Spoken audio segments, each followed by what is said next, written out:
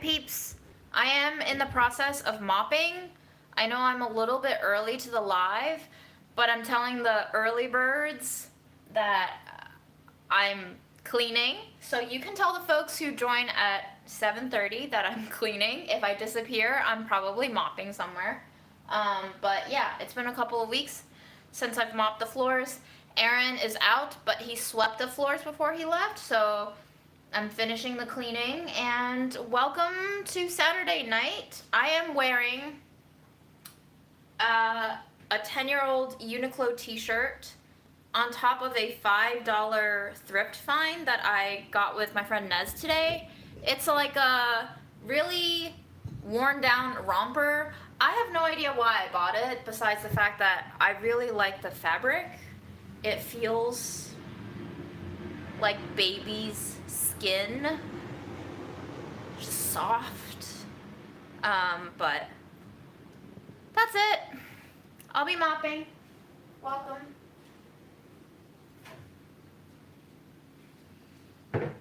I also don't have my computer yet, so is the video quality bad? I'm sorry, let me know. It looks fine on my end, but you tell me if it's bad and we can restart the live. Sometimes I can't tell if it's bad on my end. I truly don't see it. Hello everyone. Denise, I guess I'm good. What is good anymore? Who knows?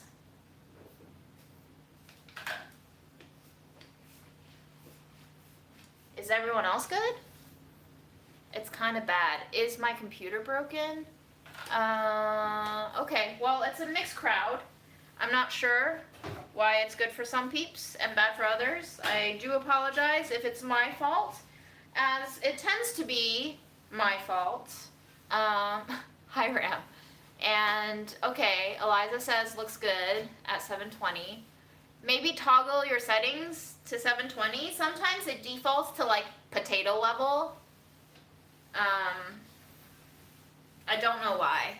That's a YouTube problem. That's not a me problem.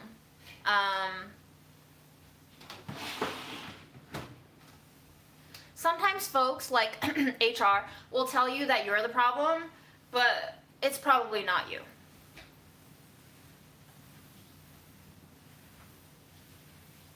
I mean, it could be you, for sure. There's always the possibility that it's you, but probably not you.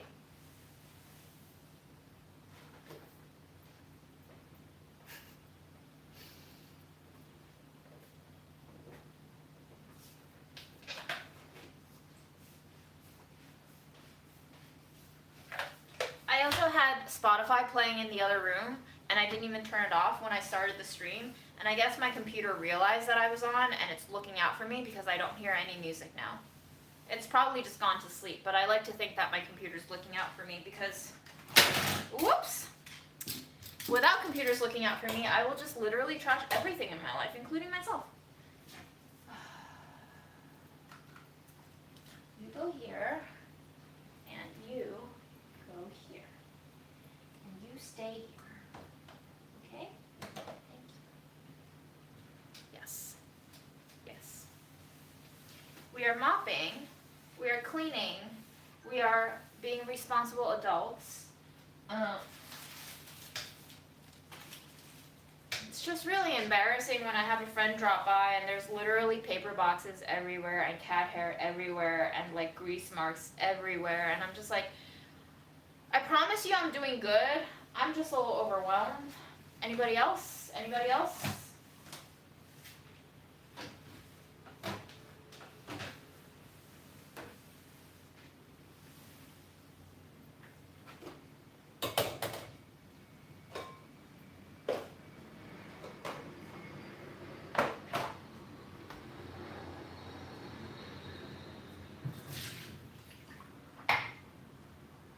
See, it's fine, guys. Your house will be dirty. It's just the way of things. Things will always be dirty. It's just, when you feel up to it, clean a little. And if you don't feel up to it, fuck it. What's gonna be the worst that happens?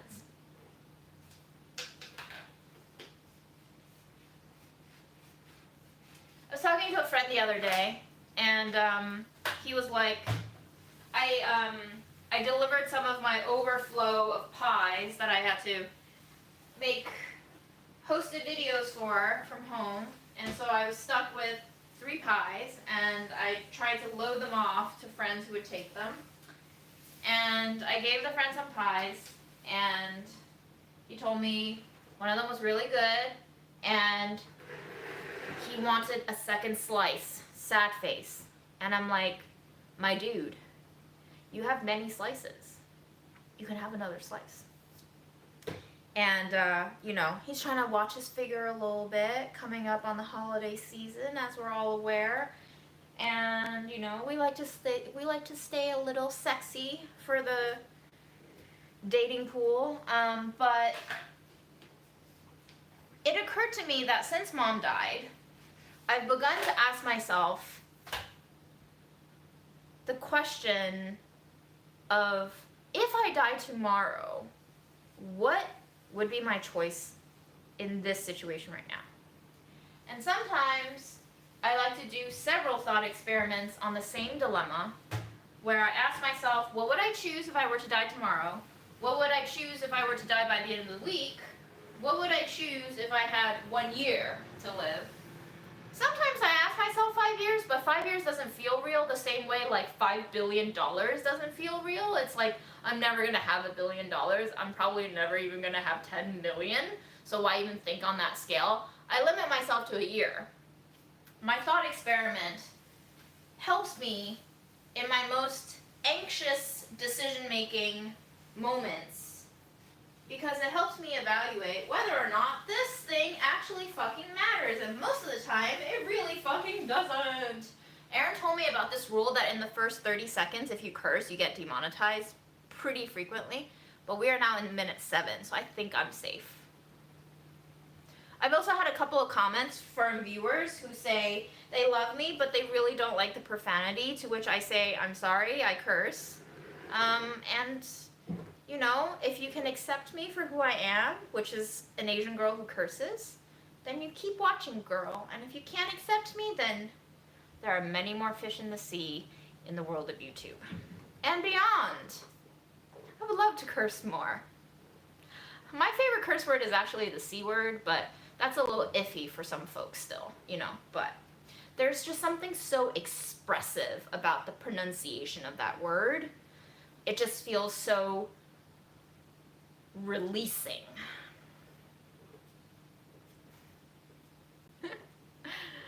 And it is true, I don't know how to say your name. Erden says the more I try to not curse, the worse it gets. Yeah, it's kind of like when they say, when it comes to binge eating disorders, like the more you restrict, the worse the binge the next time is. So don't restrict yourself. Just do it. What is the worst that can happen? You offend 100 people on the internet. I'm not saying I don't care about you, but I don't care about your reaction to me cursing. And it's like, we're not in 6th grade anymore. Nobody's going to give us detention slips. I just turned 33 years old. I can curse as much as I want. And you can judge me as much as you want, because you too are an adult. But the fun thing about being an adult is you get to do what you like, and you also get to eat the consequences of your actions. Now, HR has said that I use vulgar language in the workplace and that it is unacceptable. But I will also say that my superiors curse in, most of the meetings that I've been in with them in a very casual way, and I hold nothing against them. But I'm just saying, these rules are only applied very sparingly in instances where they need to be applied for ulterior motives. So that's why I say, fuck the police and fuck the justice system, not because I hate all police and not because I hate the idea of justice, but simply because the police, capitalized, and the law system, capitalized, has become institutions in which abuse is systemic and accepted and condoned. And that's what I'm saying fuck you to.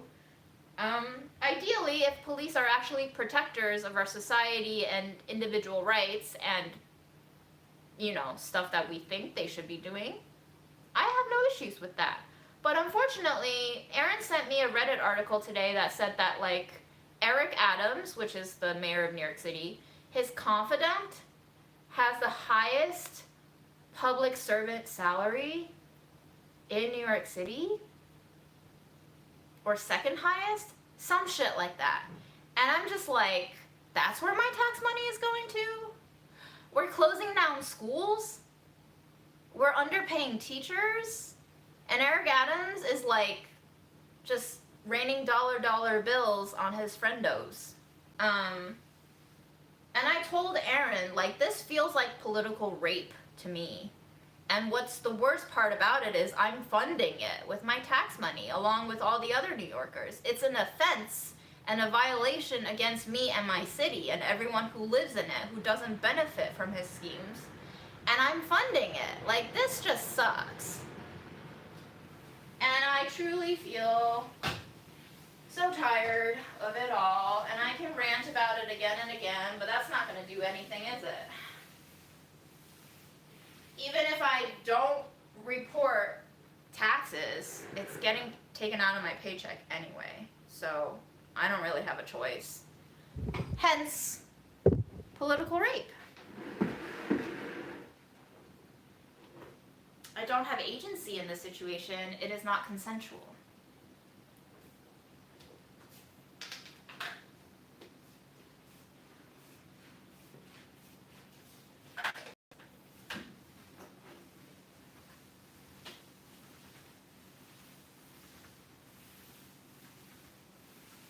I think when the HR meetings first happened, the first 2 weeks really crushed me very hard because the psychological games that they play on you are deadly. It threw me into an existential spiral, and it took me about 4 to 6 weeks to gain some perspective and distance in order to digest what exactly happened. And obviously, I don't have the whole story. I don't really know what happened.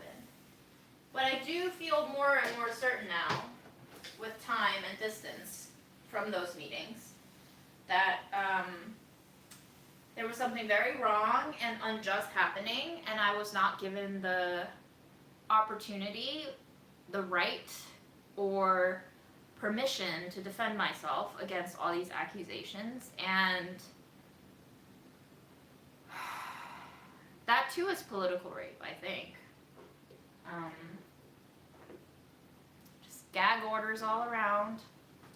Shut up and take it is what all of these systems are seemingly telling me to do.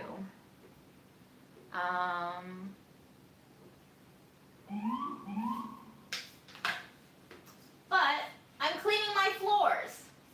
This is something that I can do. I am wiping all the melted butter and the flour and the sugar from a week of pie and stuffing making, and I am trying to be good to myself.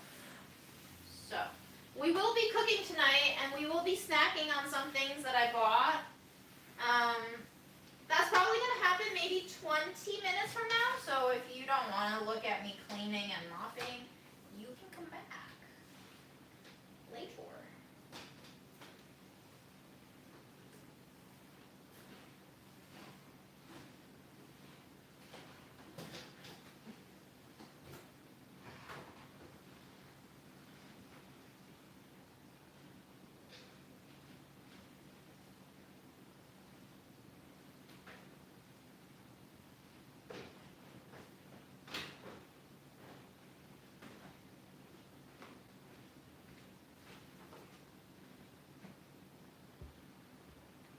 Where are my comments? So we have not done a Thanksgiving episode of Budget Eats because we've already done that, so I don't think we will be doing a Thanksgiving episode.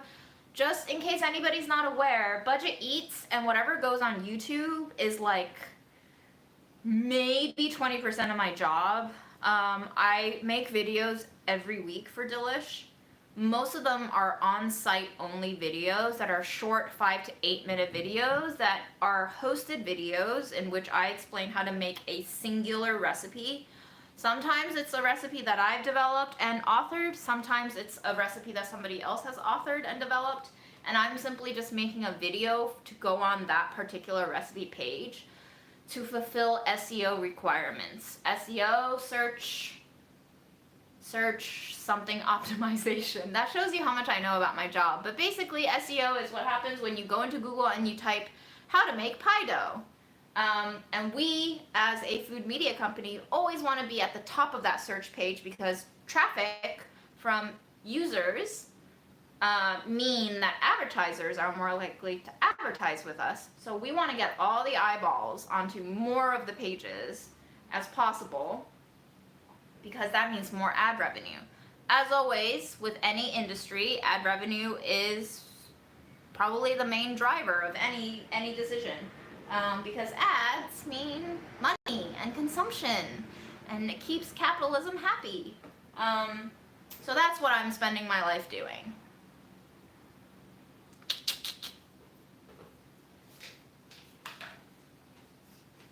And I've been telling other people and myself, and I think it's true, I love my job. I have nothing to complain about with my job. But when you work for an anti-union company that gaslights your workers all the time, that's really hard to stick with. Makes me feel like shit, honestly.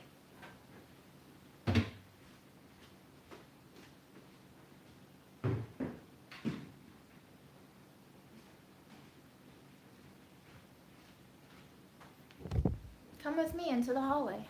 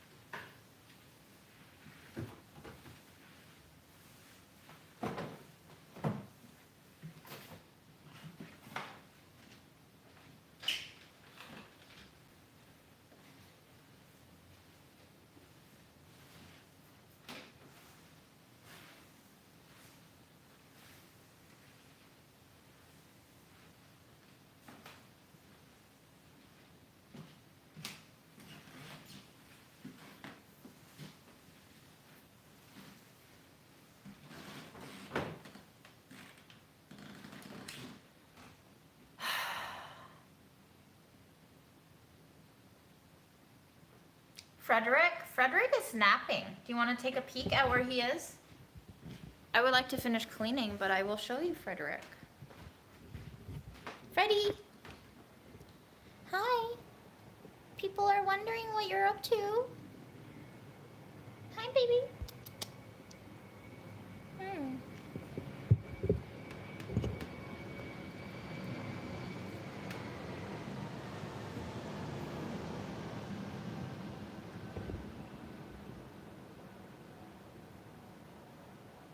Freddy, have you had a good day sleeping? It's been a rainy day here.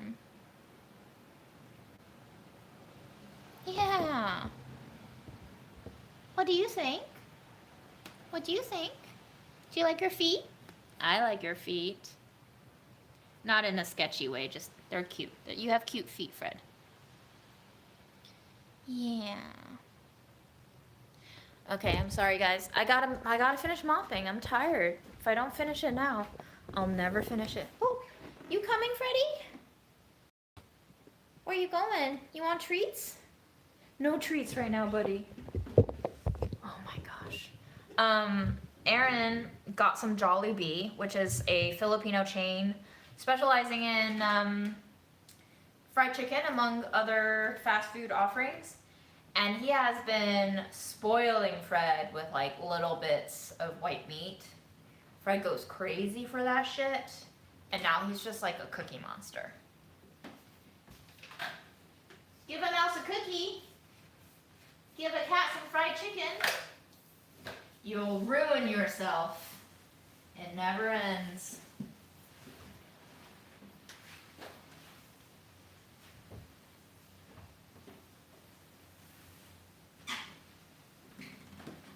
Right, Freddie? Yeah, I know. I know you want treats. Maybe later. What is your oldest video either in Delish or your YouTube? My first? It's probably on Delish. It's probably appearances in a series called Whoa Low.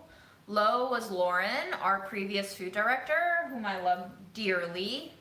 She is not at Delish any longer. Oh, my earrings, yes. I have 3 of them in.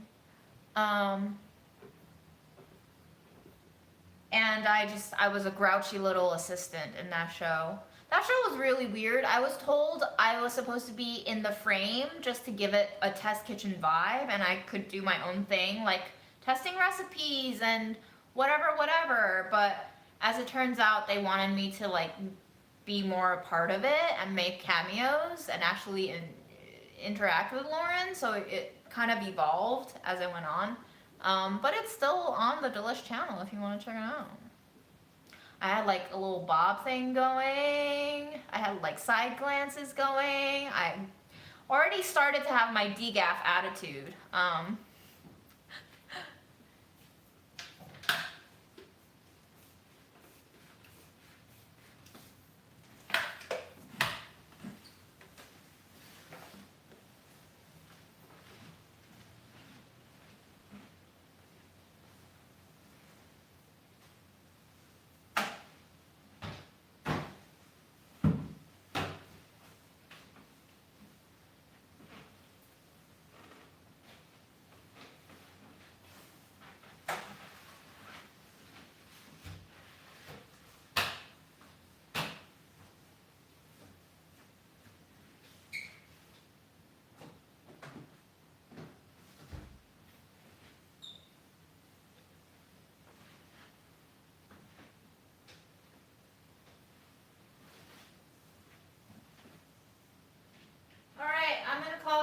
So I'm not trying to be perfectionistic here. I've learned, especially since Mom died, you know, I'm starting to think that like my actual birthday is my first birthday and Mom's death date is actually my second birthday. Not because I'm celebrating Mom dying, but because I think after Mom died, I changed. And it was like a forced graduation of sorts from my juvenile self. Not to say that I'm fully adult, I'm still kind of juvenile, but Mom dying was my second birthday. So especially since Mom died, I have learned that in order to not burn yourself the fuck out, you really need to like not be perfectionistic about everything. I used to be like, if I'm cleaning, everything has to be clean. And now I'm just like, if I'm cleaning, whatever. If I can get it done, great. And if I'm missing a corner, that's fine. You can leave that corner alone and nobody will actually die because you didn't clean that one corner.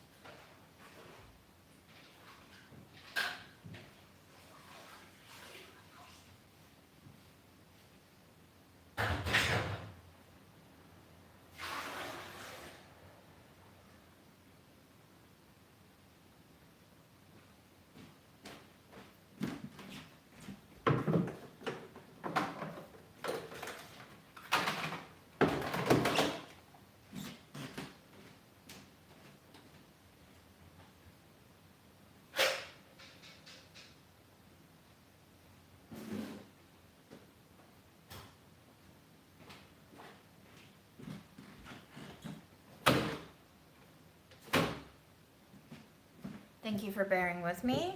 We're gonna go turn off the hallway light. I'm gonna wash my hands and we can begin snacking and eating. It's gonna get really spooky. Ready? 3, 2, 1. Wow, spooky. Happy Halloween. Okay.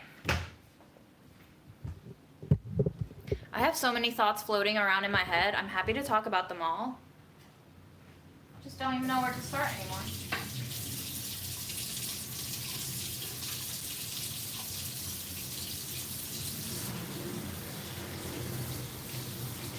I will first congratulate myself and Erin for sweeping and mopping this weekend.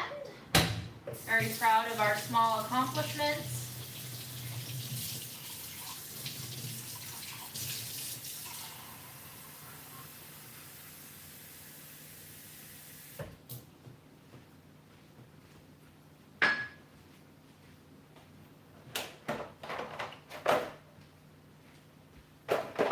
Secondly, I want to show you guys this half of a mooncake that my aunt made. It's like a red bean filling, but this is a different kind of mooncake than the one that I made. This is a flaky kind of crust.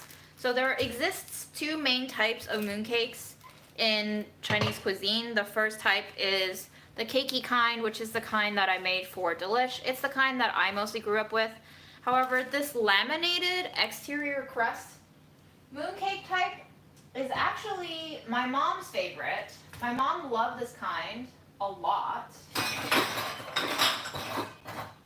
My mom also loved croissants, so she's a lamination girl. She loves the layers. So I'm just gonna snack on this first before we start cooking because I'm hungry. So you can see like little layers flaking apart on the top crust a little bit. My phone resolution is kind of shit, but you get the idea. Not too sweet.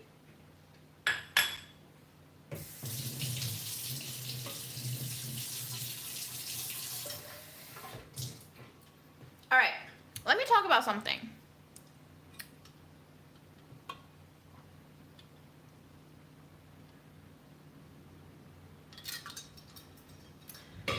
I feel like, for the most part, mainstream American culture frowns upon asking people about their weight and commenting on people's weight, but it is often a very common experience, especially from my Chinese background, for relatives to just casually mention, hey, you've gained weight, or you've lost weight, or, you know, statements that are not malevolent. I always have troubles pronouncing that word for some reason, but they can be very triggering, especially for folks like me who have dealt with body image issues and disordered eating and continue to battle food issues and adjusting her relationship with food all the time, especially as someone who works in food and deals with food all the time. To hear things like, you've gained weight. And sometimes in the Chinese culture, someone saying to you, you've gained weight, is simply a way of saying, you look healthier, you look plumper, and therefore you probably aren't as stressed or as sickly or as strung out as you were the last time I saw you, but still, from a kind of hybrid culture background, it's just uncomfortable and confusing to be dealt that kind of a comment on your appearance. And I've been doing a lot of thinking about this because, like, this isn't the first time it's happened. It's been happening for decades in my life because I grew up in that culture. But it doesn't excuse or condone whether or not people should be commenting on anyone else's bodies. But I do realize that, like, the core of why it bothers me, why it bothers me in particular, is because despite me thinking that I'm not fat phobic, I'm probably harboring some pretty fat-phobic beliefs in my head still from the way I was socialized. And so it hurts me to hear things like you've gained weight because of the fat-phobic part of my brain that immediately gets triggered into thinking, you're fat and fat is not good. And so today I'm going to try this new thing where instead of allowing my mind to say, somebody just told you that you're fat, that means you've been bad, and then also on the flip side of that, immediately triggering this feeling of anger or disappointment or offendedness. What if I just say to myself, yes, you have gained weight, and that is okay? What if I can tell myself that they observed that I have gained weight, they said it out loud, and I don't have to attribute any more meaning to that observation than what was said?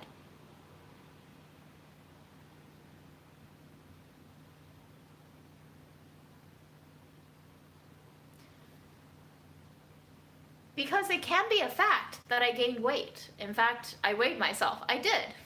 So she's not wrong. But why does it make me feel bad is the question. That's on me.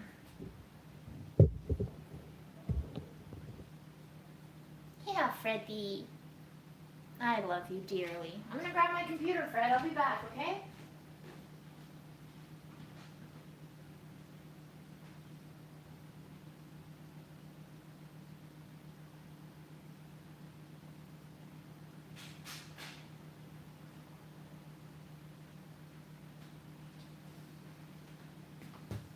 What do you think, Freddie? What do you think about all of this? Do you want to smell the mooncake?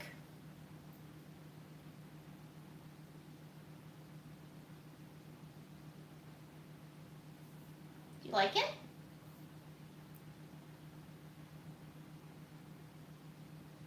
You're interested? Maybe a little? Do you want to try a little bit of the crust? No bean, just crust? You want to try a little bit of dough? I know you like cookies.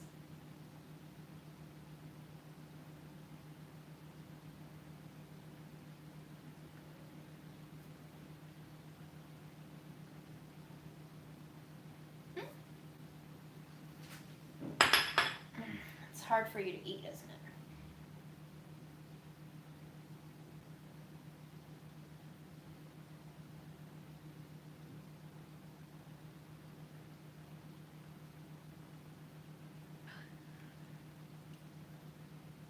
Do you like Aunt's mooncake? Was it a good mooncake? Did you like it? I think he liked it.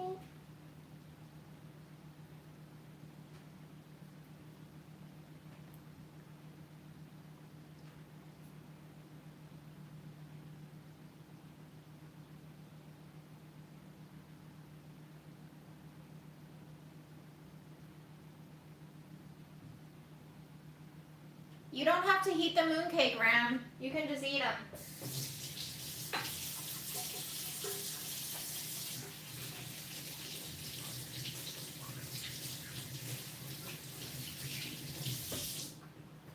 You can cut them in half, cut them into quarters, you can bite into them, whatever you want. You can also heat them up if you want.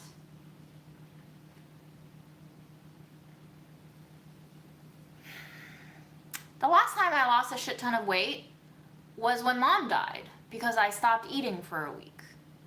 And what's really fucked up, and I haven't told anyone this, but it's been a year and I think I'm ready to let it go, was the only part of my day where I wasn't thinking about Mom and how devastating it was that she was dead and how overwhelming it was that I have to clean through her entire life and house was when I was recognizing the fact that I was losing weight, and the disordered eating part of my brain was like, you look good.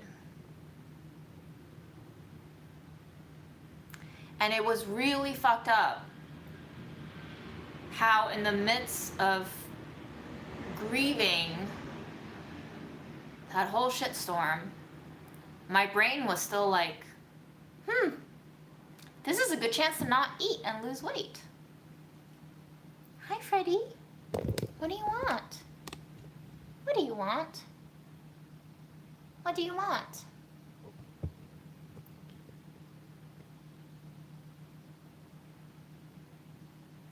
You want more mooncake?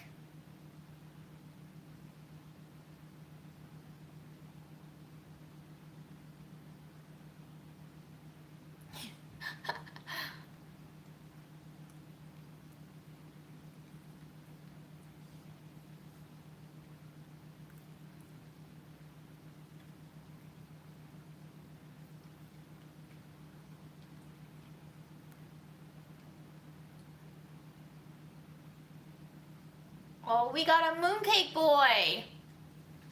We got a mooncake boy. You can't have any of the red bean, but I'll give you some of the dough, okay?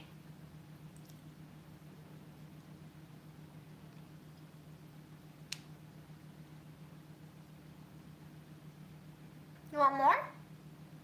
Can you show me you want more? Can you show me you want more?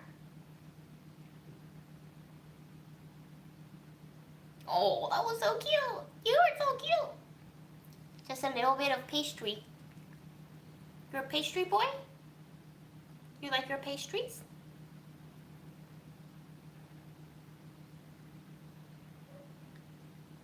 All right, Freddie. I think that's enough pastry for now. Wouldn't want my cat to be fat.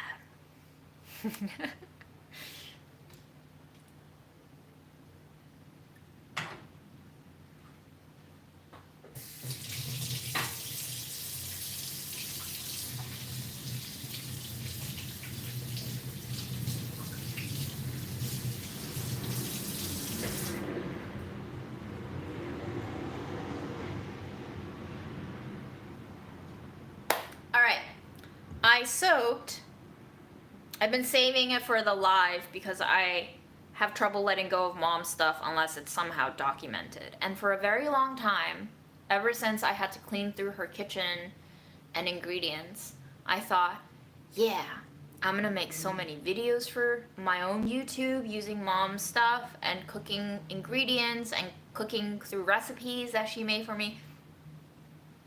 I had all these grand ideas about projects I could just throw myself into to heal my grief through. And your girl ain't got time to do that shit. Because your girl is struggling with what's already on her plate. So instead of ideating and shooting it and editing it and putting it out and premiering it and blah blah blah, all of that, we're just gonna cook it out live. I soaked mom's wood ear, the last of her wood ear. We're gonna cook it today. I'm gonna pull out whatever vegetables I have in there. We're gonna make it happen. I also started defrosting my cousin's other half of the venison, so maybe I might cook that tomorrow. But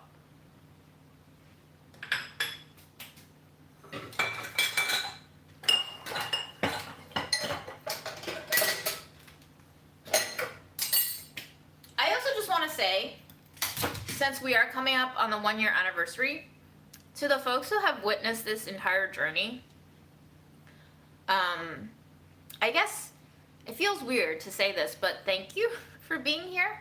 I don't think I would have digested my grief the same way if I didn't have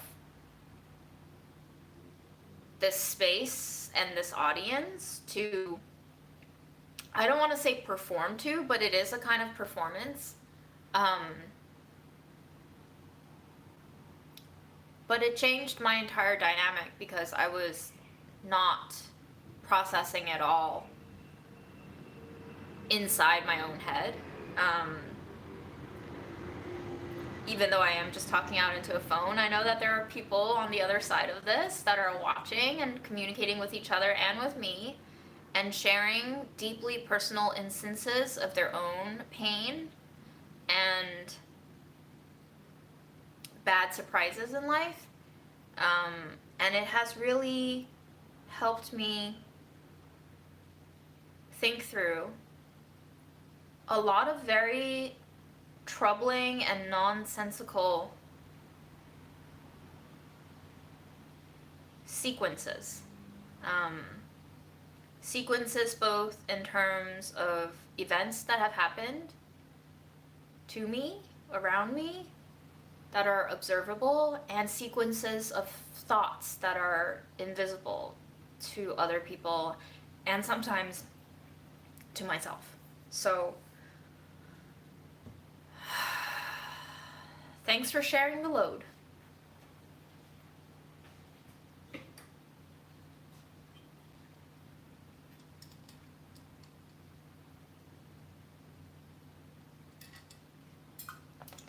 And thank you, Ram, for rescuing me from complete Facebook Marketplace strangers, who was probably among the most sketchy people I've ever had close interactions with. You might have saved my life. Who knows? Right, Fred?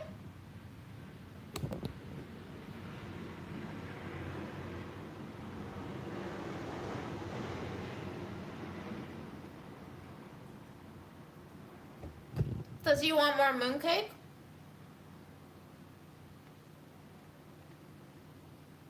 Freddie, I did not know you were such a dessert head. You don't like peanut butter, but you do like pastry.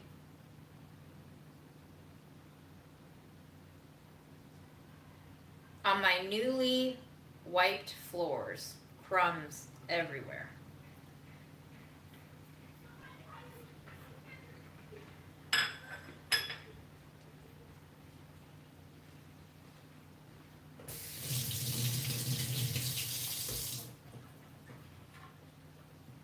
You gonna leave crumbs for me, babe?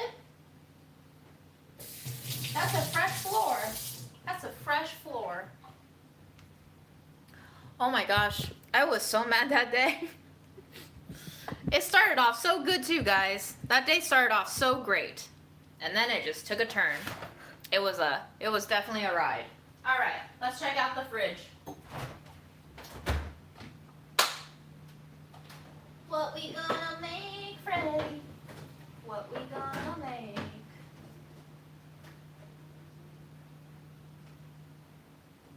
We got Whittier. We got our tamarind sauce.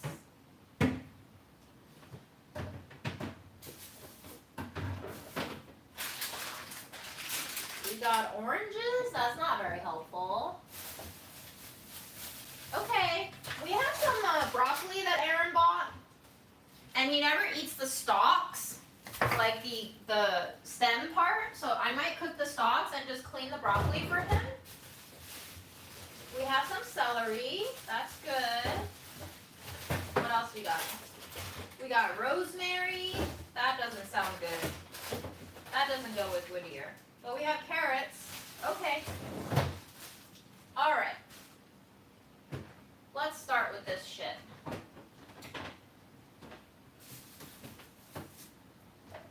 Oh. Oh my God. Did you guys see that? Holy shit, I think I pulled my back. I dropped this, and then I caught it with my hand in my butt. That's why you gotta do your squats and deadlifts, folks. This butt is multi-purpose now.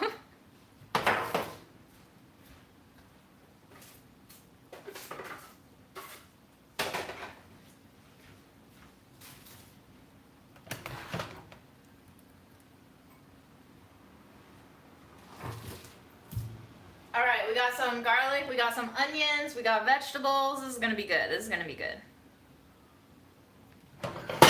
Oh my God. I'm really tired. I'm really sorry for any surprises tonight. I'm just tired, y'all. So I have the wood ears soaked. They have not been washed. We're gonna rinse them first to get rid of any grit. Very important.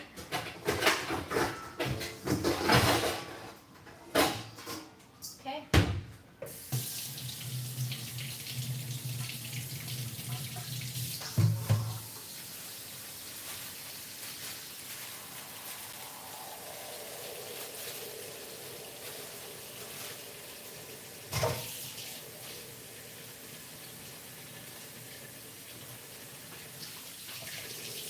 In the meantime, and I don't know how many people remember this, because I don't even remember this, but way back when, for an episode of Budget Eats, I ground up some red lentils.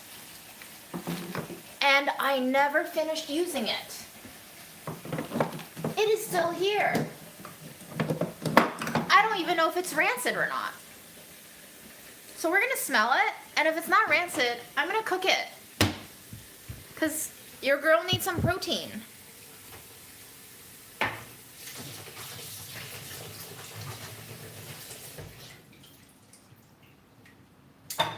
Oh, that carrot just broke. All right.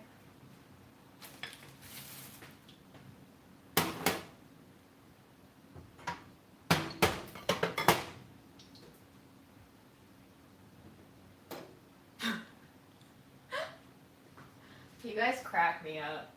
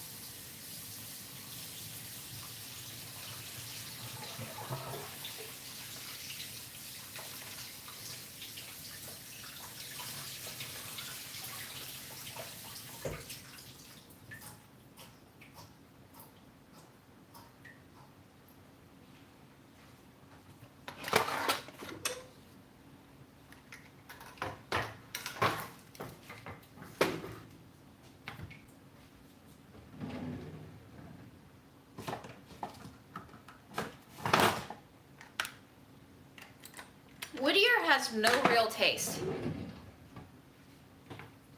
So it would be very hard to describe. It's more of a texture thing, I think.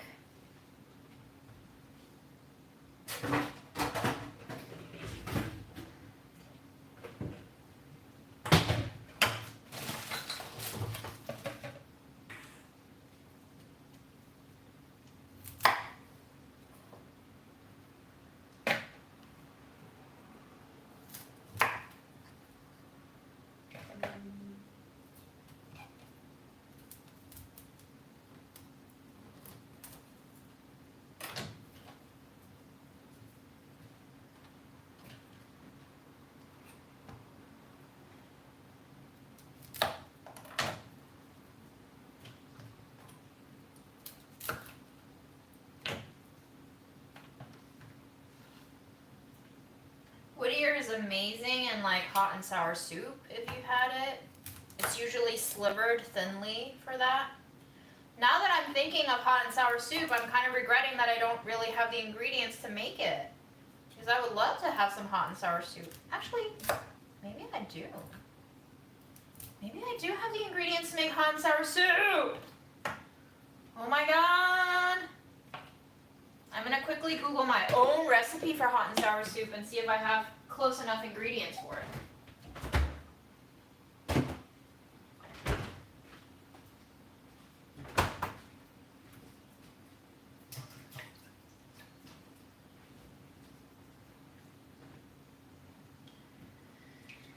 Ram, you're fired.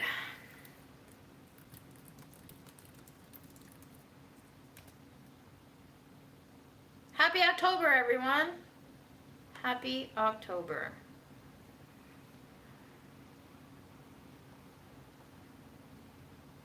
Whittier, yuba, garlic, ginger, green onions. I don't have chili, sriracha. Okay, carrot. I don't have mushrooms. Do have a shit ton of Whittier. Guys, we're gonna make some fucking hot and sour soup. Ugh! Why didn't I think of this sooner? We have some yuba. This is bean curd. It's dried. I need to rehydrate this. Because I didn't prepare for making hot and sour soup, I'm going to boil some water and rehydrate it in hot water.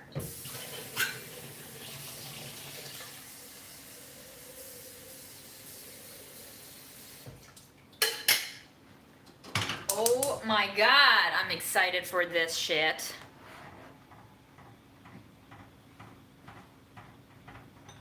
Alright, we're gonna eat our vegetables, so I'm gonna chop up the broth.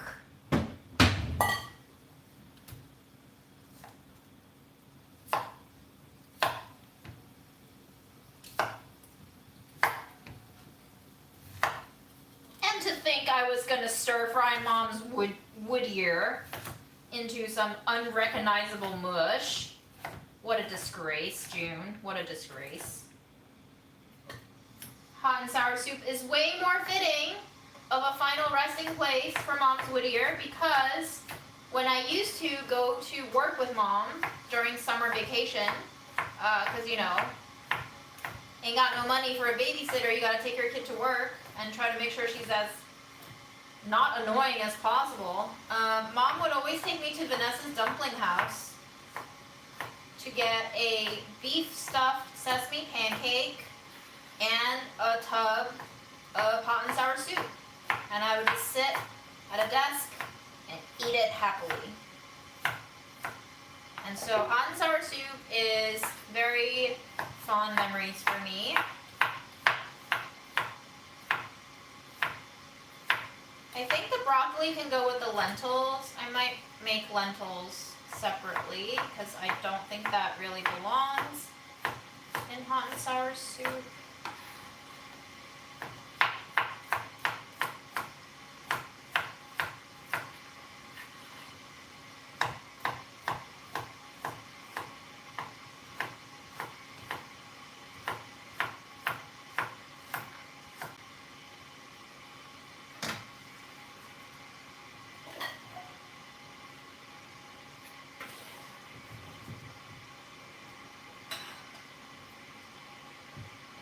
Oh, I'm so excited now. Look at this. Jazzing myself up.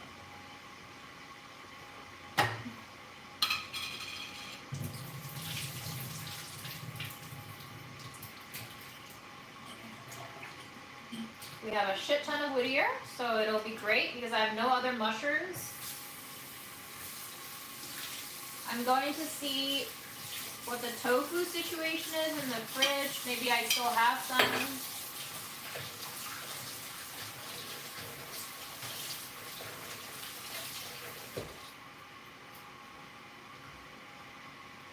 I did not peel the broccoli stems.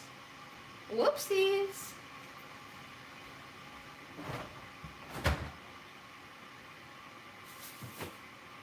Are you still with us, tofu? Are you somewhere I cannot see you?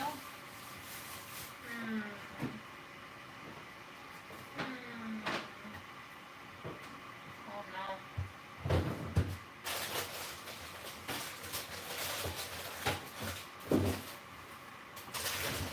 Yes, we have tofu! Hallelujah! How crazy do you think Fred thinks I am now? I think he's thinking I'm full on insane.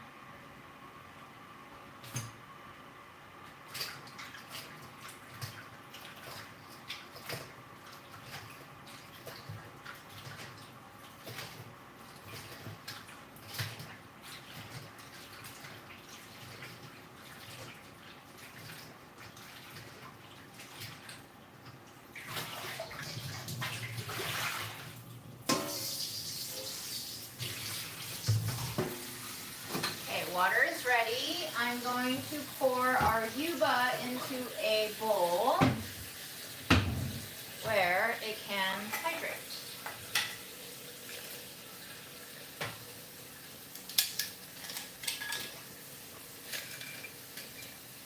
I'm so sorry about the white balance. I don't know what just happened.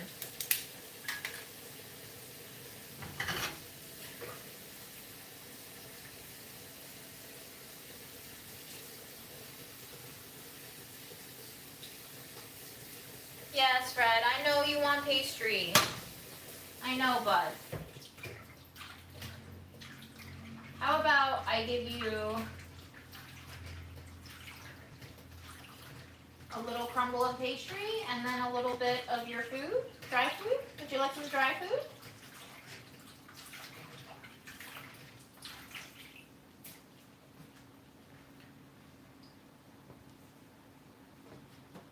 Yes, that is pressed tofu. It is very dry.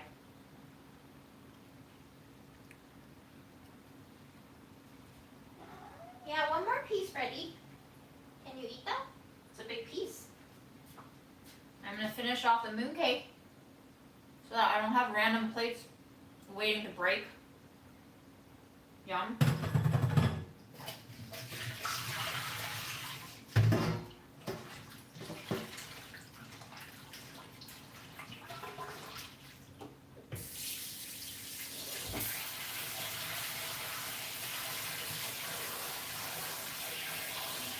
Is it too hard for you to eat, Freddie? What if I crumble it?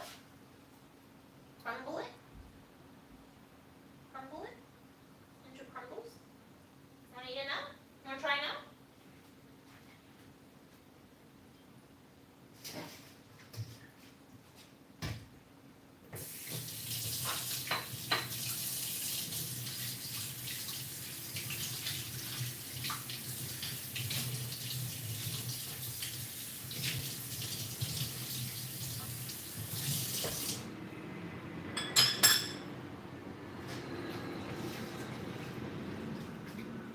So what's really tricky about wood ear is because it has so many different textures and it's very irregular in shape. It's got a lot of curls and furls and all of that. There's a lot of grit that can be hiding inside those. So I really recommend that after you rehydrate them and they're soft, that you really rub through it to get all of it.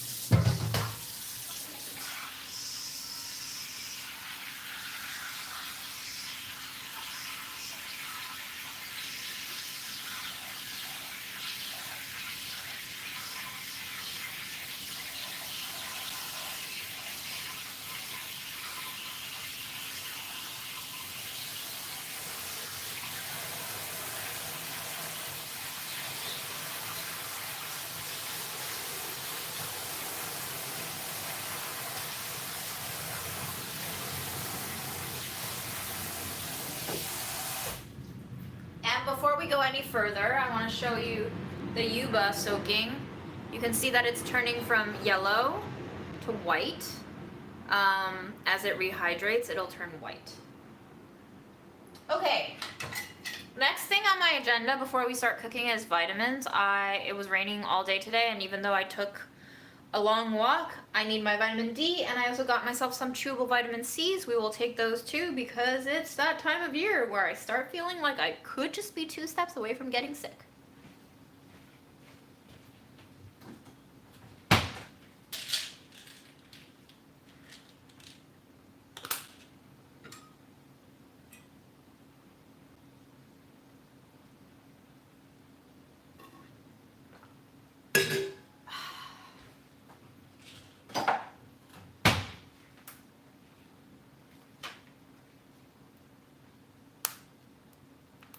How do you know if it's wood ear you're buying?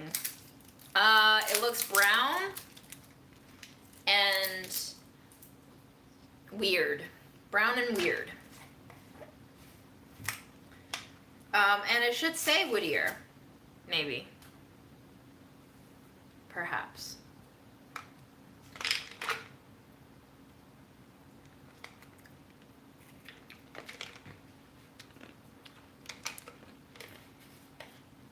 So happy to hear you did not have to undergo hurricane destruction.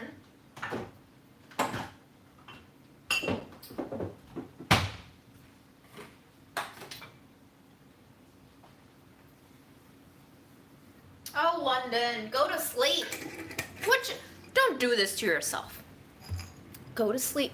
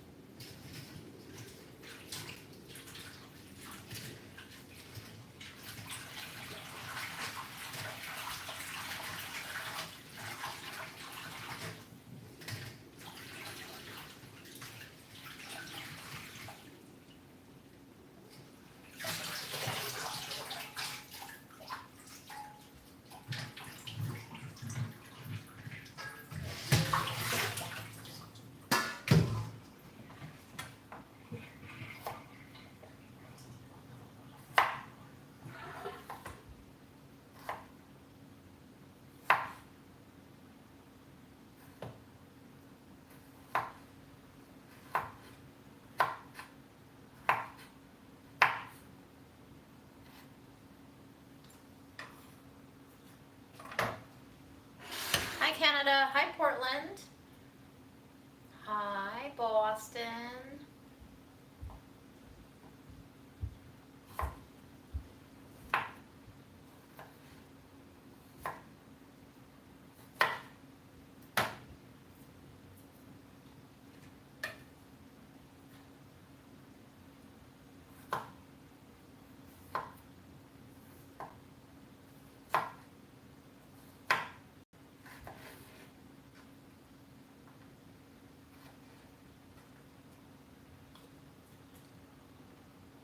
I'm just gonna chop up some ginger and garlic. Make sure they're pretty finely minced. That way you don't get big chunks of spiciousness, as Mark Means would say.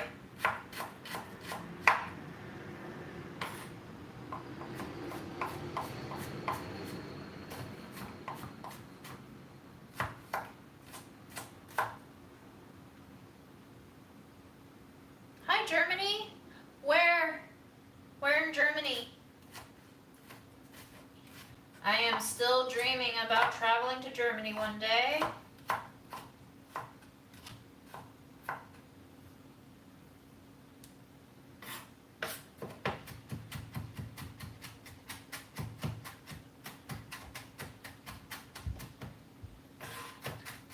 Hi, Astoria.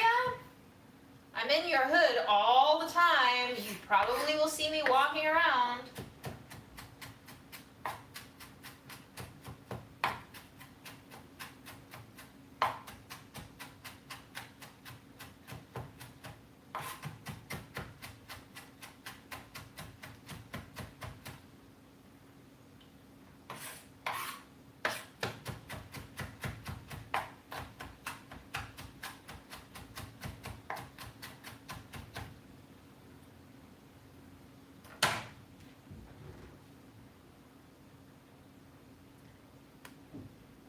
Okay, I need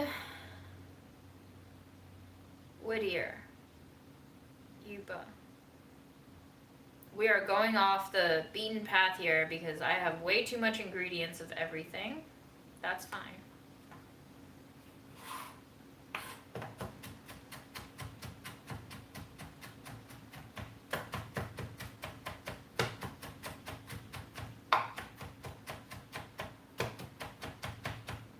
Whittier is also really great if you want to decrease your blood pressure. At least that's what Mom said.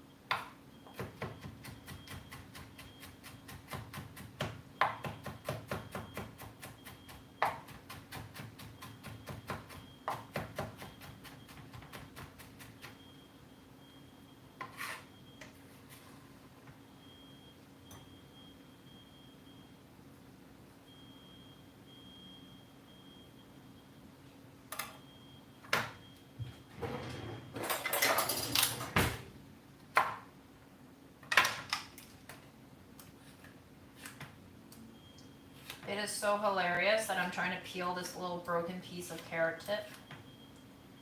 I just really am afraid of grit. I don't like grit in my food.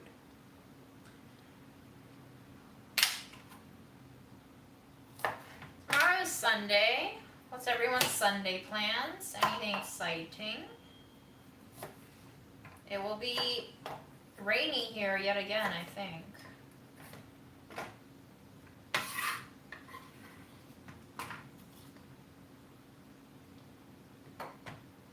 Yeah, it's not my smoke alarm. I don't know what's going on. It's New York City.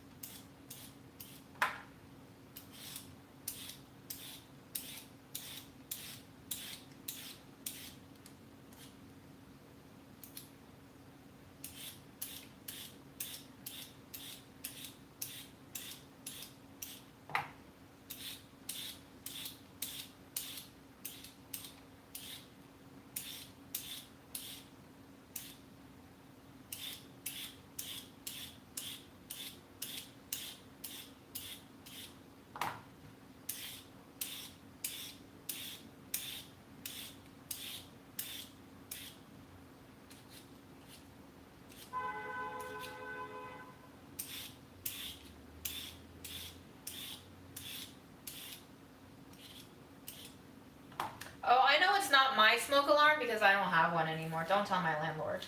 But I have to take it out because I literally could not get through a single cooking video without it going off, and it was just not gonna work. It's just not gonna work.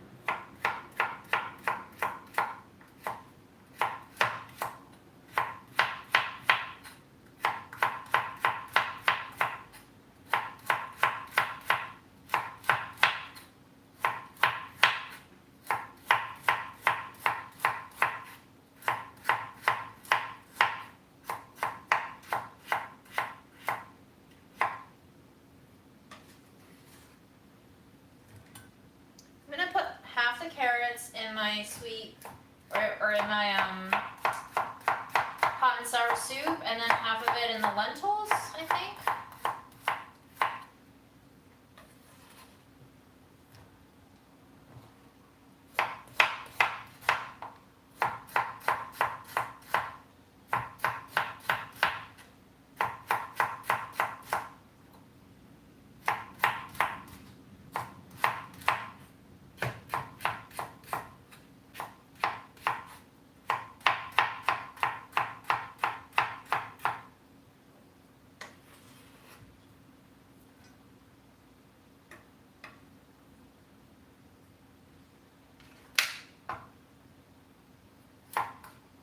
Oh, who's playing tomorrow? I don't know who's on the roster. Aaron was very bummed about the Bills game last time.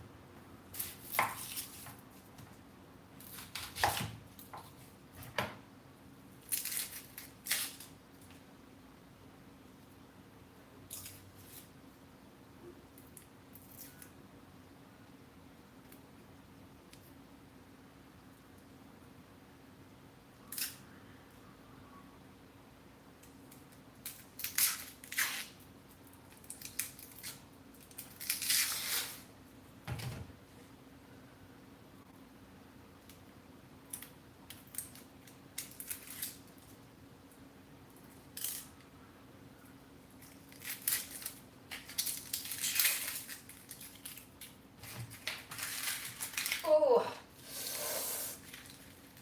Oh, that's a strong onion. Holy shit.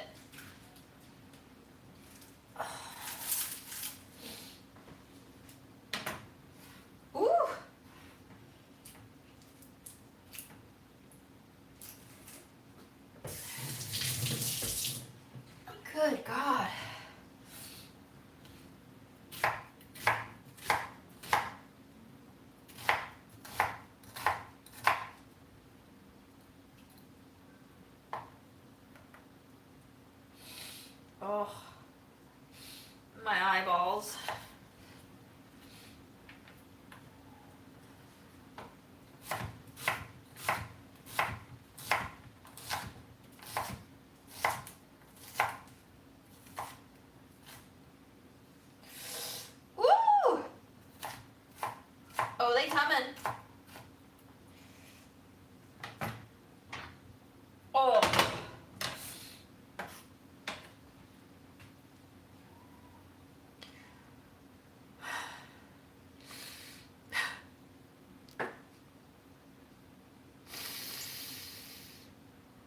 It's great. But this is art. Just enjoy it.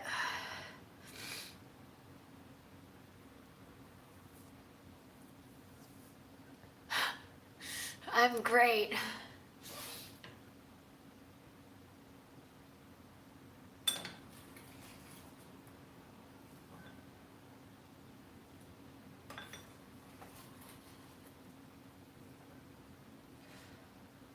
Guys, it's not stopping. It's like when I cut my hand and it just won't stop bleeding.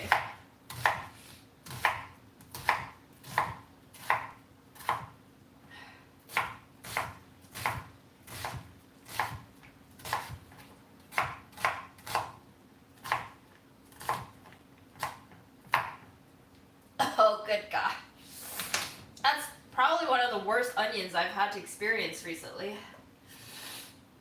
Holy shit. Alright, instead of scallions, we are using a yellow onion for the hot and sour. Oh boy.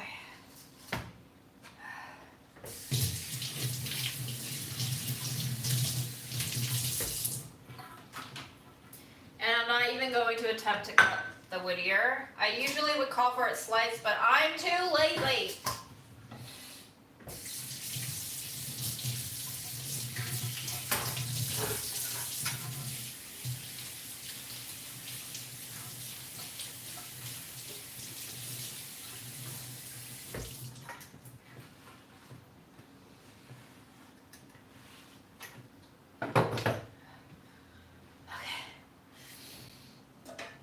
This is gonna be our lentil pot in the back.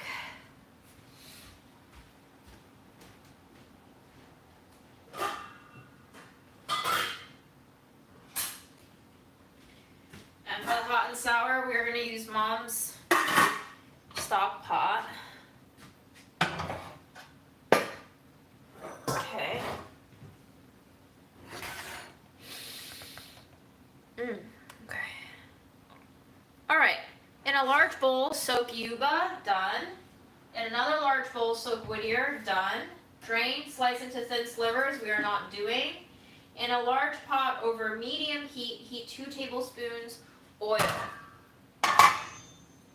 That we can do.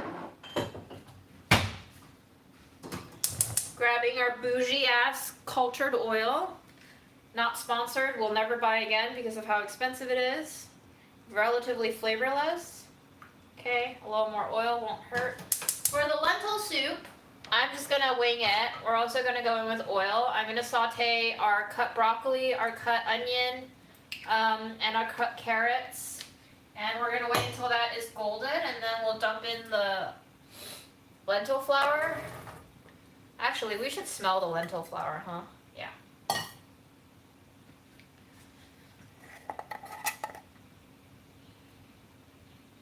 Smells fine. We're gonna heat this oil up, and then we are going to add garlic, ginger, onions, chili, which we're skipping because I don't want it to be that spicy, I don't think. Actually, I'll put in a whole one.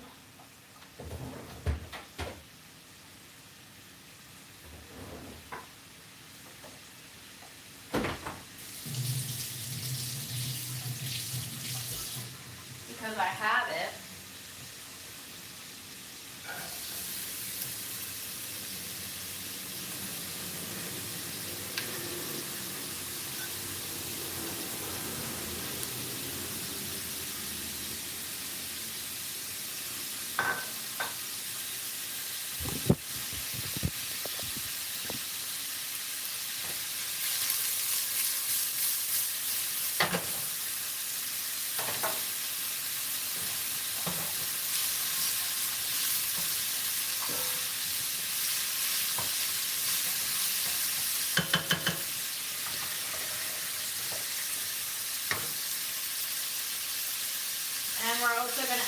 in salt.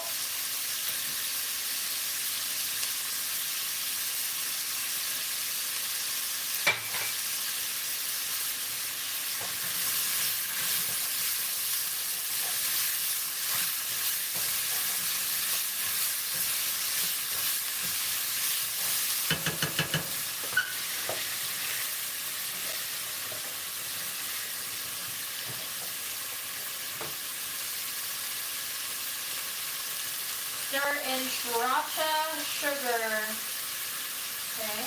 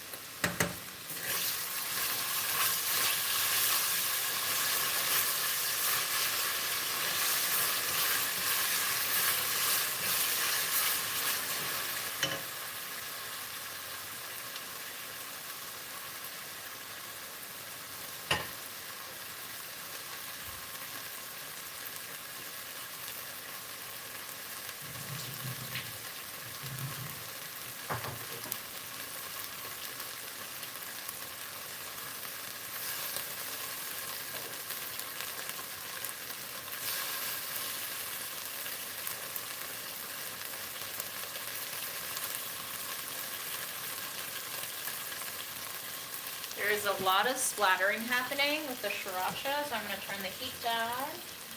Wipe it, wipe it. Oh, I am not splattering onto my newly mopped floors. No!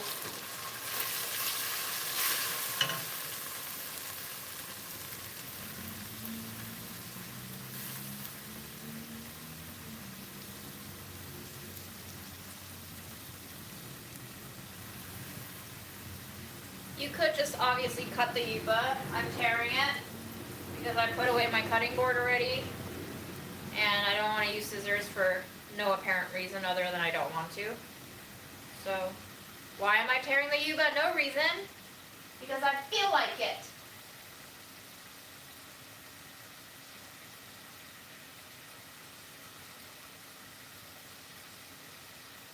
That's what someone at work told me. I don't always have to give you a reason for why. I just make it sometimes.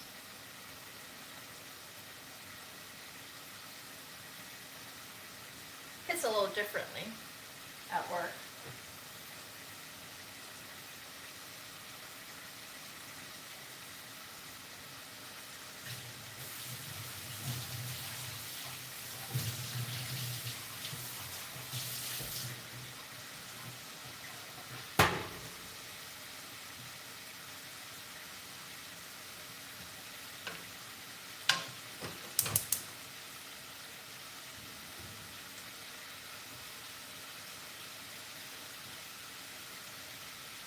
Going in with the Whittier.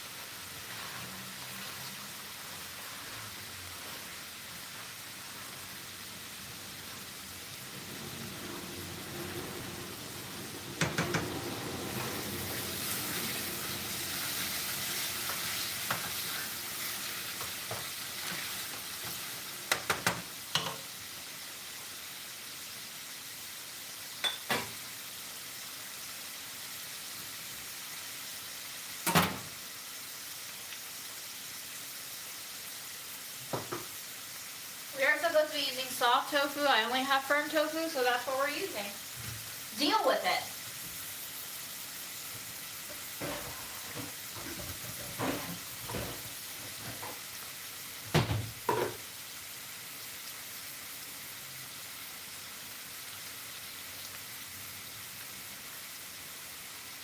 Let's see what you guys are saying.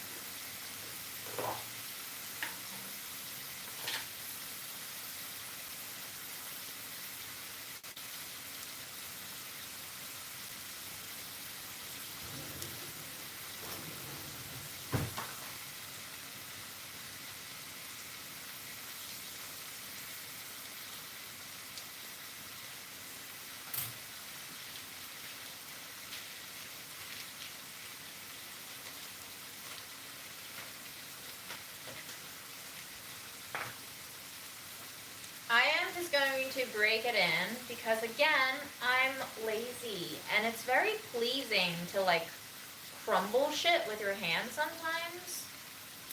Just feels satisfying.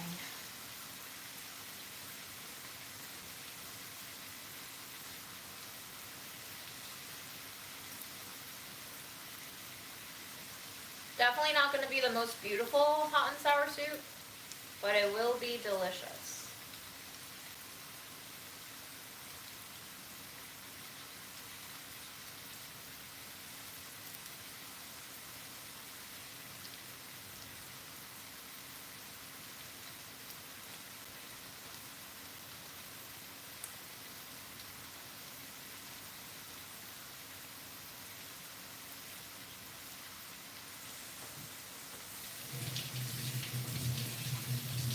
I love 5-spice pressed tofu. Yes. Mom loved that shit too. Also, the little shredded flavor tofus are delicious. If you can have access to that, try it.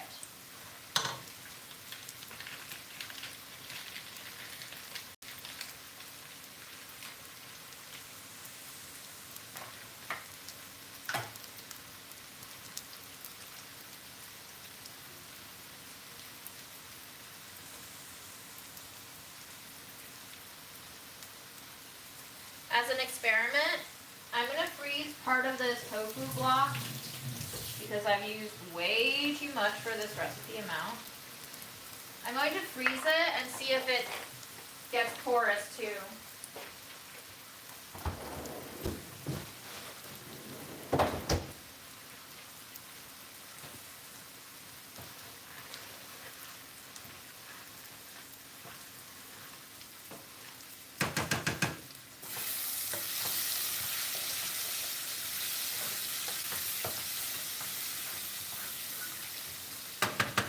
We're going to hit the back with some pepper.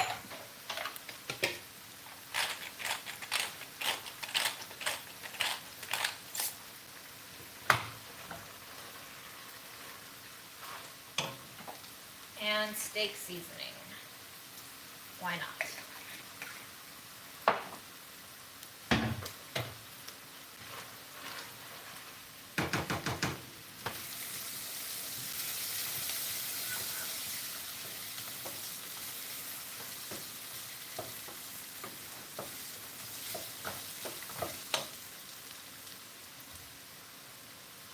Okay. We are going to add in some chicken broth.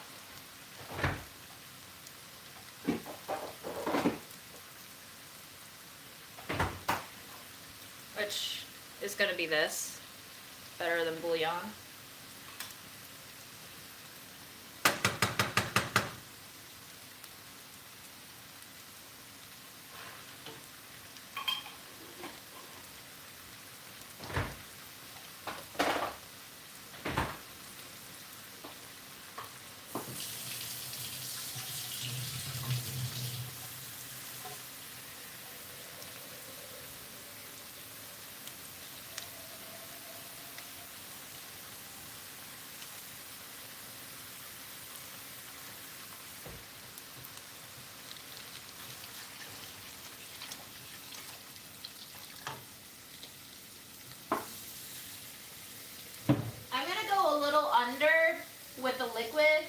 because I can always dilute it later, but I have limited amount of fridge space, so the more liquid I have to fridge, if I don't eat this whole pot tonight,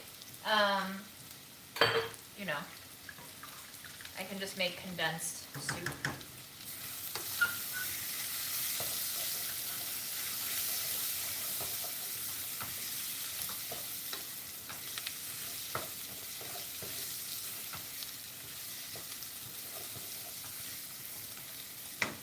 Because the lentils don't have any fresh garlic, I'm going to see if I have any.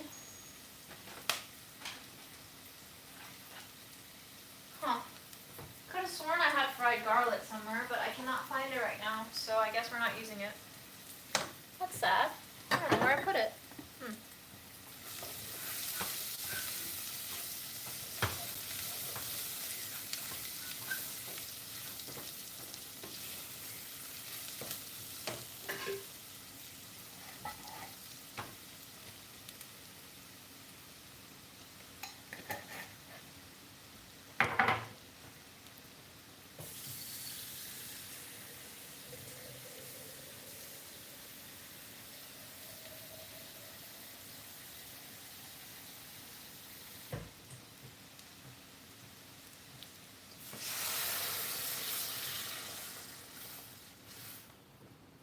So my own hot and sour recipe calls for Chinese black vinegar, which I don't have, and low sodium soy sauce, which I do have, and rice wine vinegar, which I might have.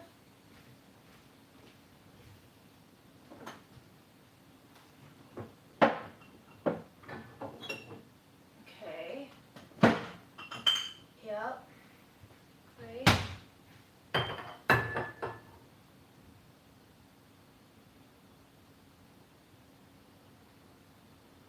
So instead of the Chinese black vinegar, we're going to do a special edition of Mom's balsamic vinegar. I've actually not touched this bottle since bringing it back home. It has been collecting Fred hairs. I have been saving it, but we gotta use it, you know? So we're gonna use some of Mom's balsamic.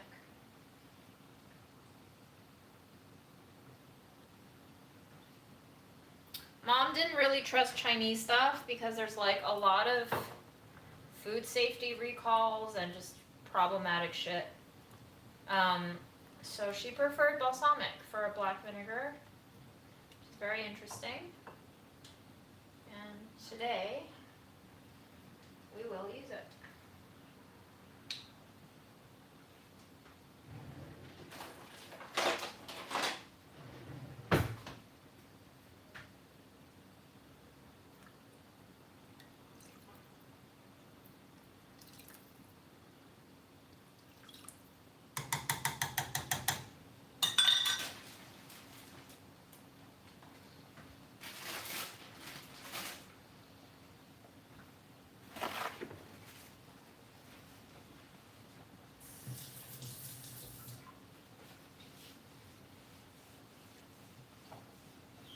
Give the bottle a nice little clean.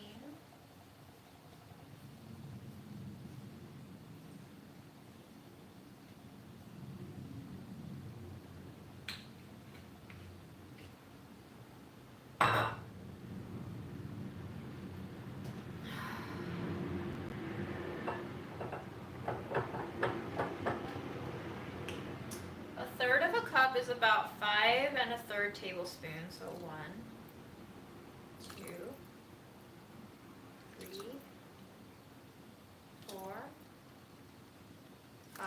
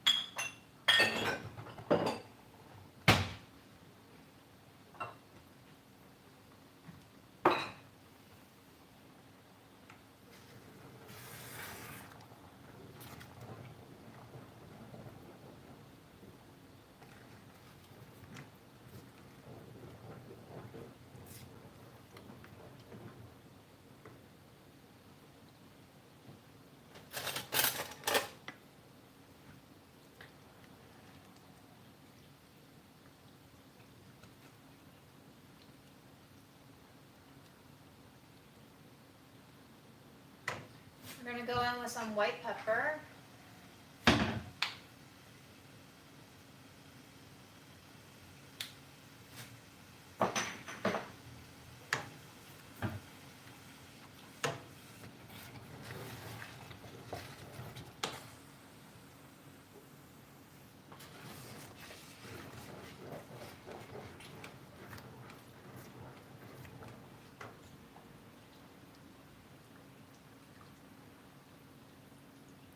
And cornstarch slurry.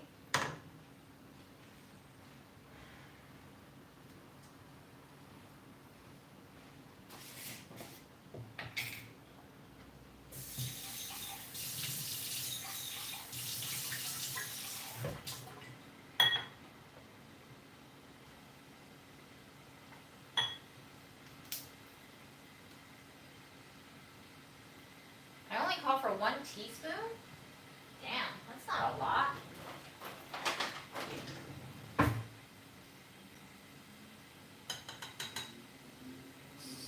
Let's do 2.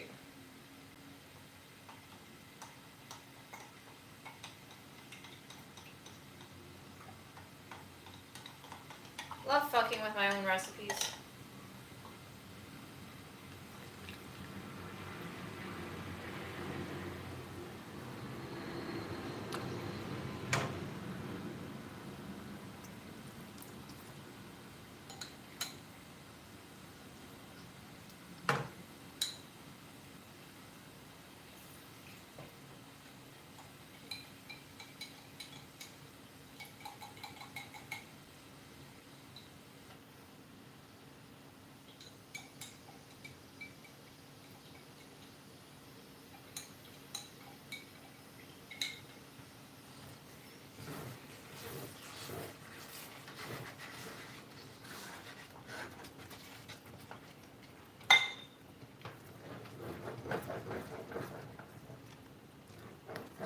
Lentil, because it's been ground into a flour, is starting to stick to the bottom of the pot. So I'm going to turn off the heat because I don't want it to burn. I'll turn it back on later.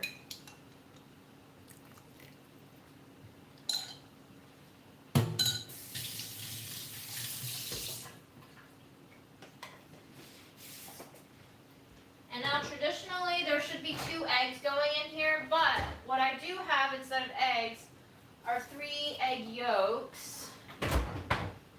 I'm just going to use the egg yolks and see how it turns out. I don't have great hopes for it, but you know, whatever. Experiment!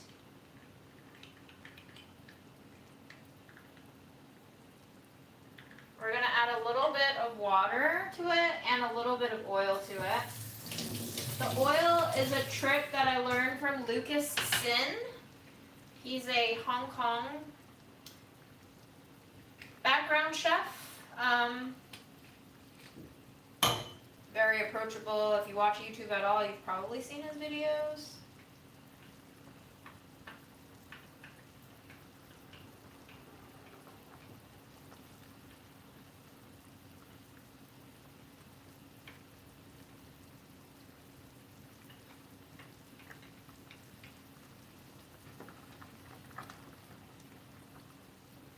So I'm just going to let this simmer a little bit to make sure all the flavors are getting combined. In the meantime, we're going to whisk our egg yolks with the oil and the water and make sure everything's nice and smooth. And then the final bit of the recipe is we're going to remove the pot from heat and then slowly stream in the whisked egg around and just let it stand for 4 minutes. And hopefully it cooks. And if it doesn't look pretty, it'll still cook.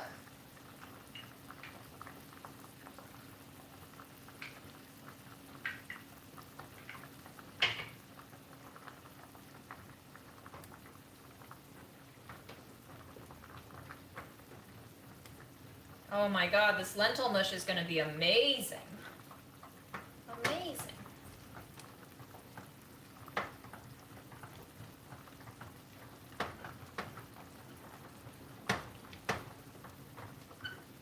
Just look at that texture. Looks like pink slime.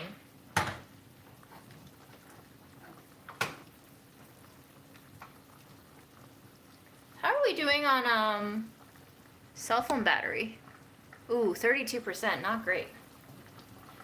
I'm gonna set a timer for 20 minutes, at which point we might cut out.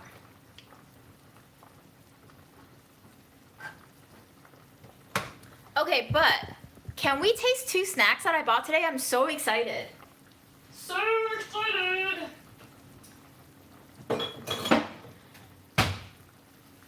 First, I need some space.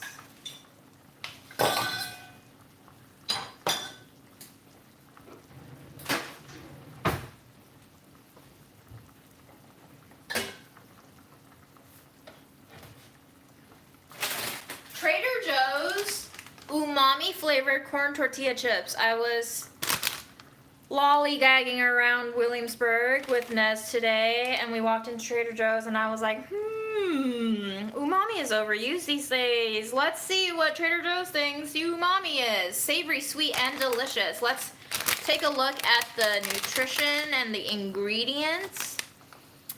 You have 9 servings per container, which, guys, this is like the size of my hand. This is 1 serving, or 2 maybe. Ingredients are white corn flour, vegetable oil, seasoning, which includes sugar tamari, yeast extract, garlic powder, spices, salt, onion powder, natural flavor, shiitake mushroom powder, sesame seeds, and trace of lime.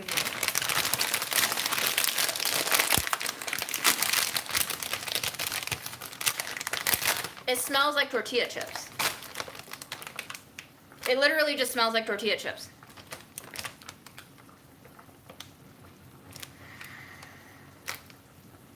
Yeah, no.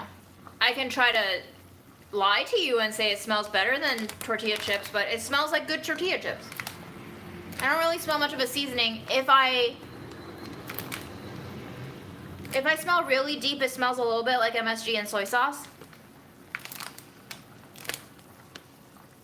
Okay, this is half empty, obviously, as with all snack bags are. The chips are oval in shape.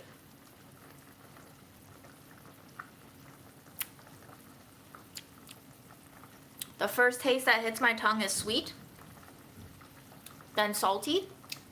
It tastes a little bit like the seasoning they put on the senbei crackers, you know, like the want rice crackers. Okay. I can taste the onion powder a little bit.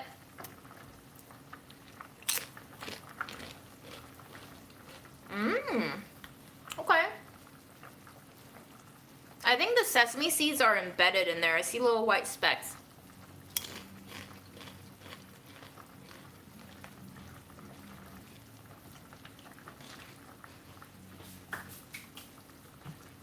They really should have just called these MSG chips. Honestly, guys, every time you see the word umami, they're probably just trying to avoid saying MSG, because it tastes like MSG.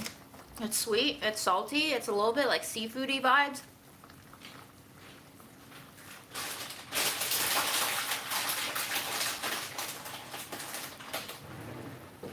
I believe this was $2. My cheese crunchies have been increased to $2.50. Very sad.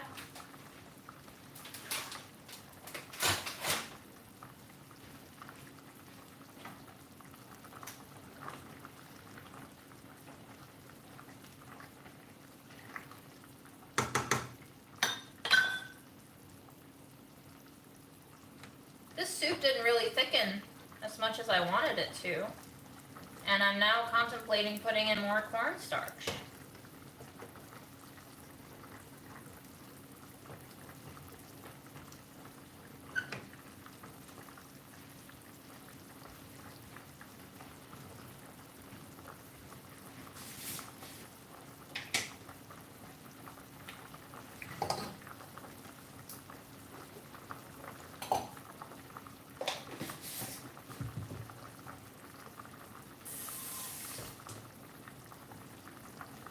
And by contemplating, I mean I will.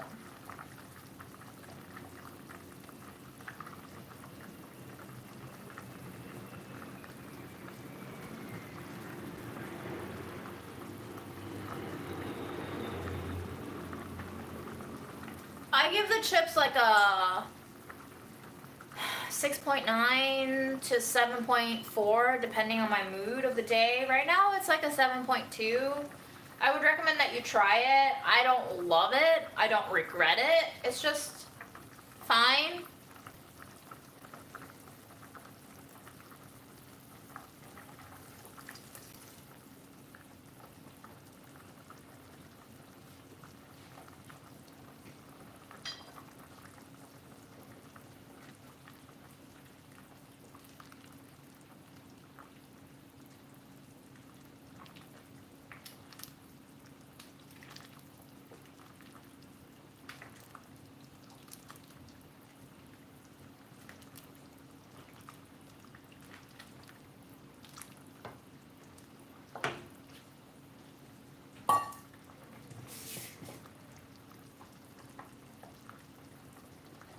Oh, that was way too much cornstarch. Holy shit.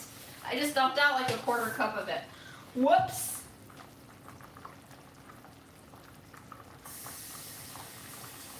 Well, guys, let's see what this looks like with half a cup of cornstarch. Experimentation.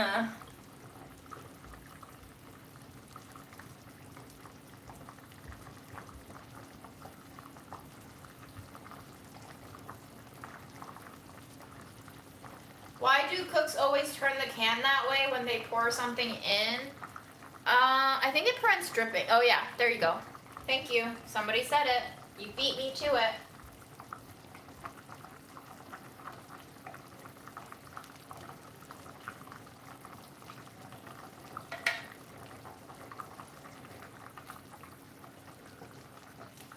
I'll add it gradually, guys. Don't worry. I'm reckless.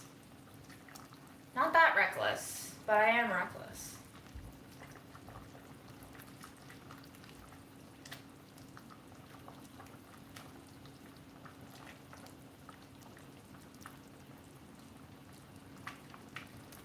Okay, second snack. I got this for $1 at a local supermarket. They often have these clearance things. And this one is it that high? Yeah, it's kind of high. You're right. I turned it down, thank you. Fried pork ears.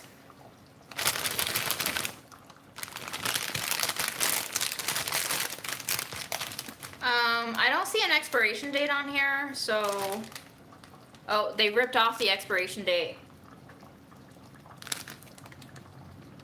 Pork ears, salt, garlic powder, MSG, chili pepper, black pepper.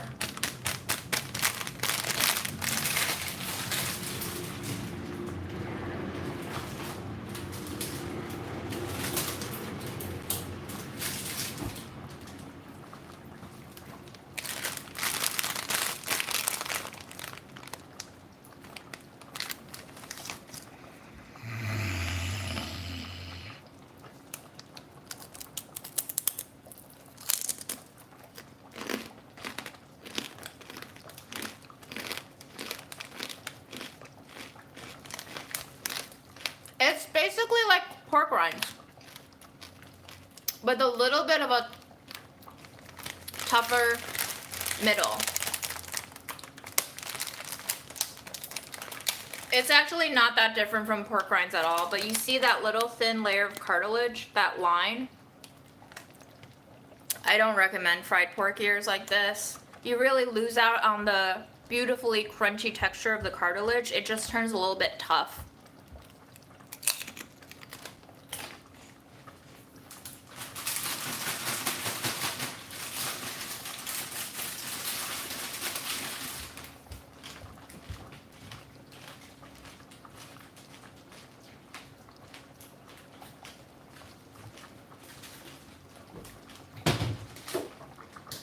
There is garlic in here, so I am not going to give it to Fred. I apologize for the disappointment, but this has also too much salt for him.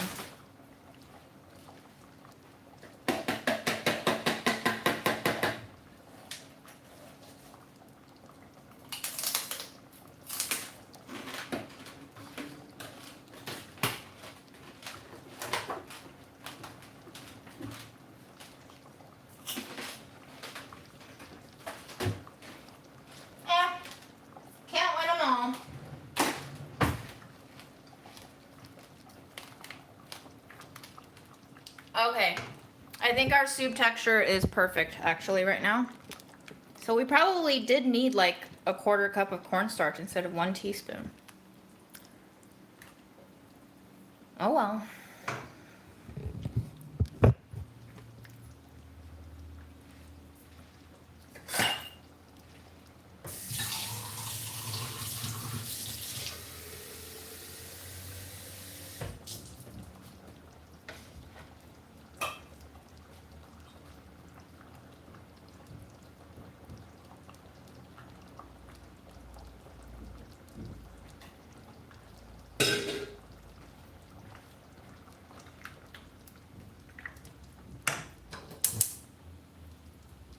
I do wonder what's going to happen if I put some of the cornstarch slurry in our lentils, though.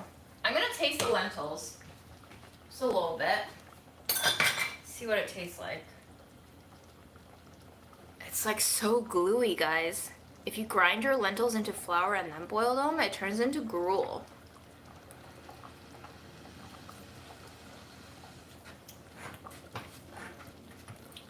It already feels very cornstarchy.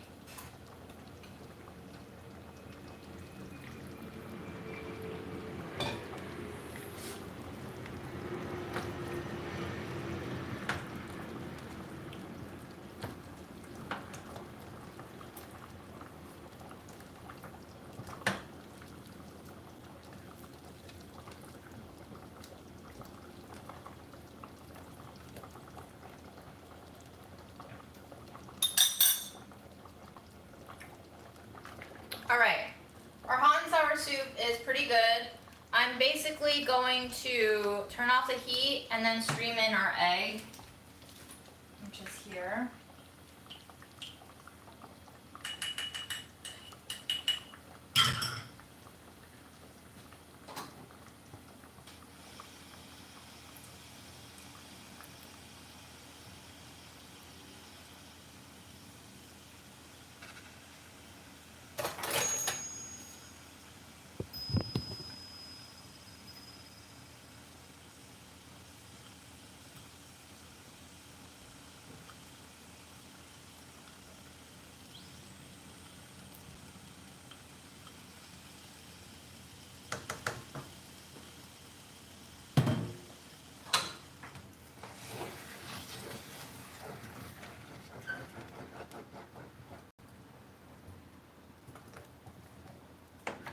Let's see how we're doing on cell power.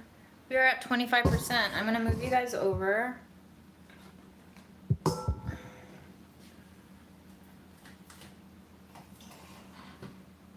going to try to charge you a little bit.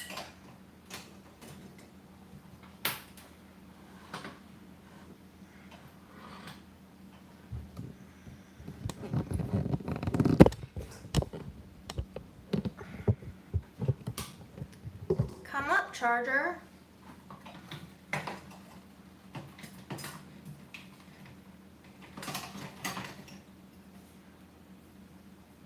Meet your destiny.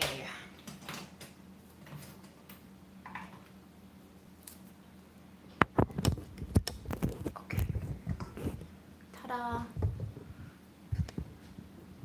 A whole new world.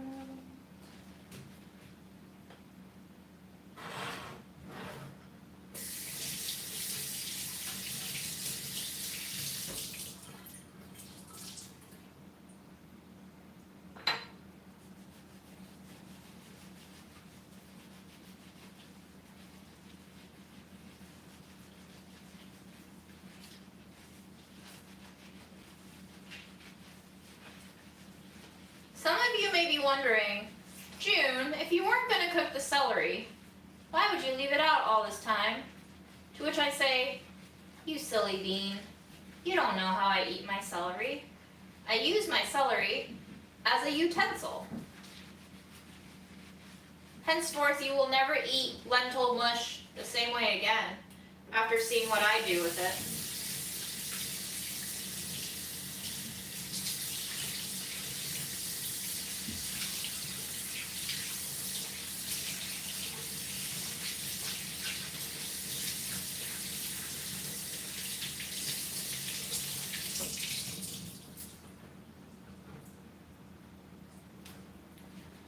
Oh, Holly.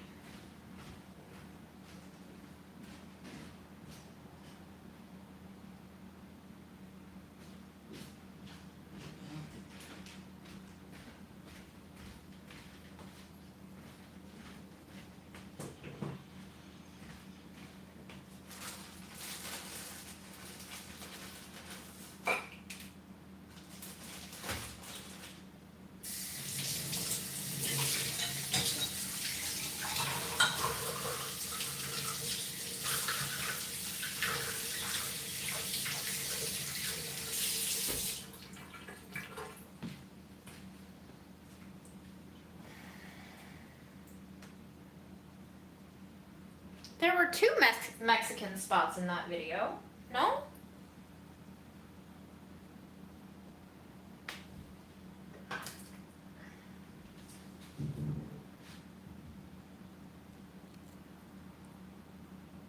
See?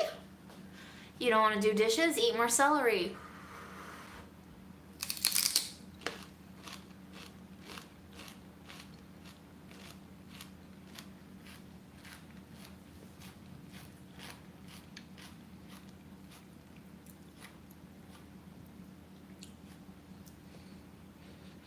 It smells a little bit like coconut milk with the celery.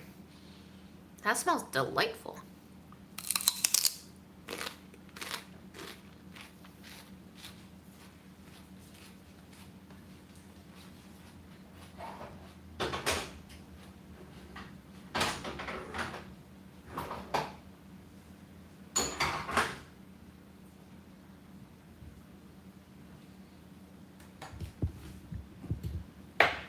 Time to check my text messages. See who's Instagrammed.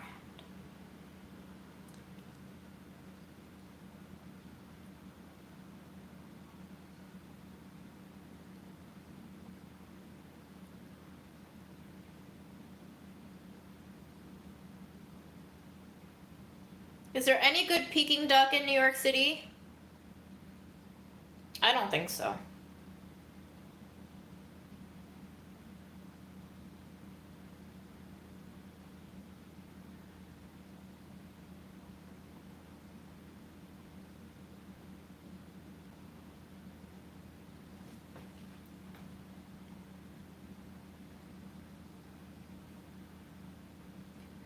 I like the wrappers more.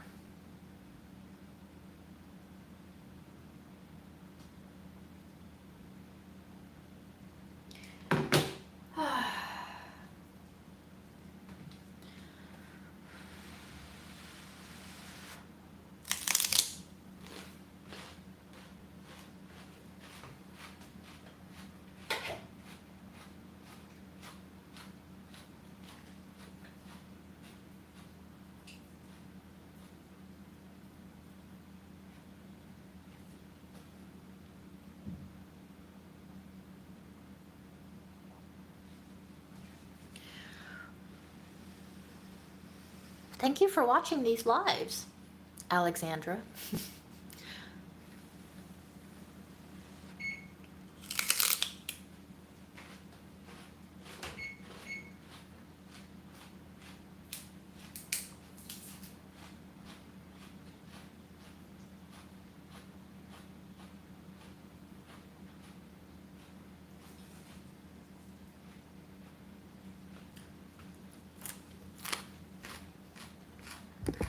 You don't love celery. Cooked, raw, or neither?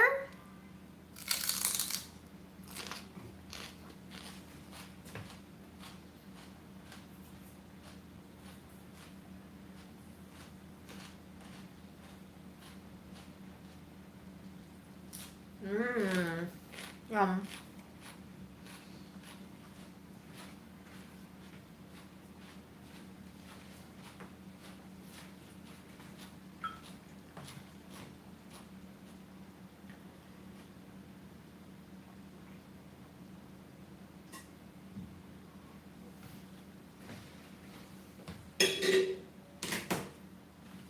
All right. I guess I should dump this cornstarch slurry that I've messed up. sad. Makes me sad. But it has to be done. I will no longer punish myself for my mistakes.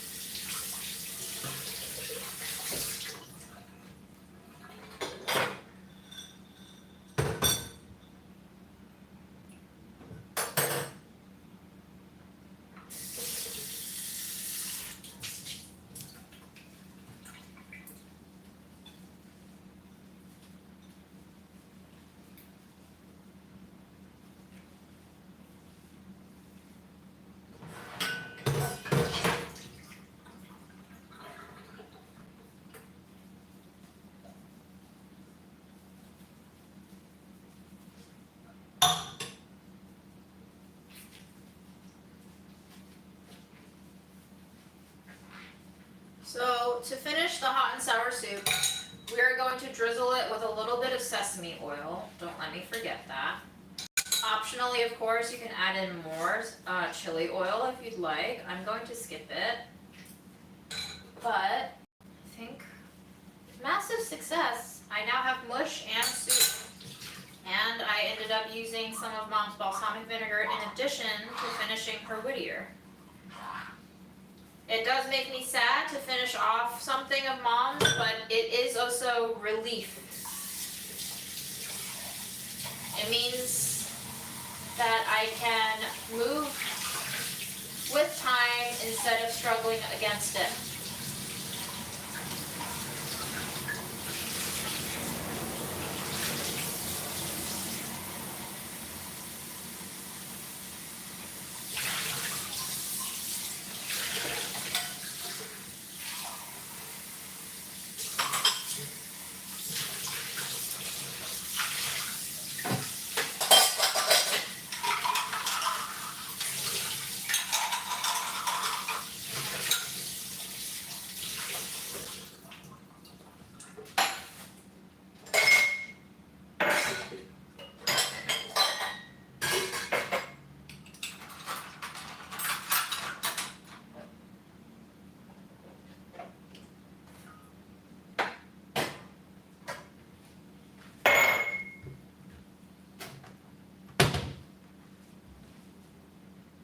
Now we shall pack some of this. Oh, let me put some sesame oil in first before I forget it.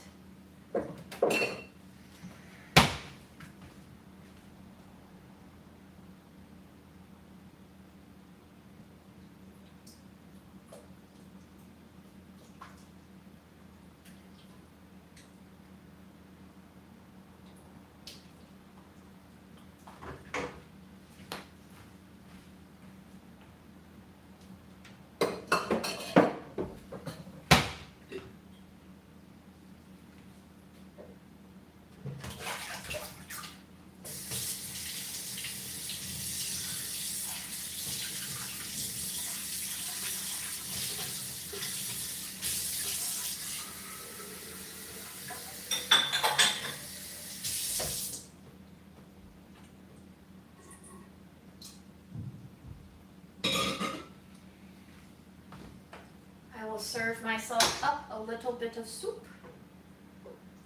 Let's see if we did an okay job.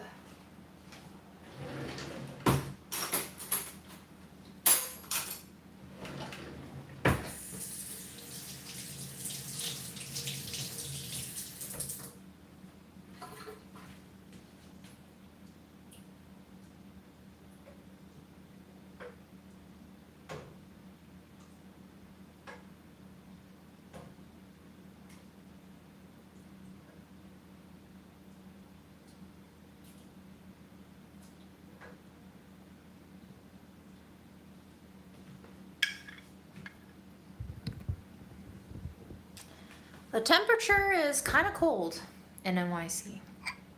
Have a good night. Have a good movie viewing time. Let us know if you have any good movies to recommend to us.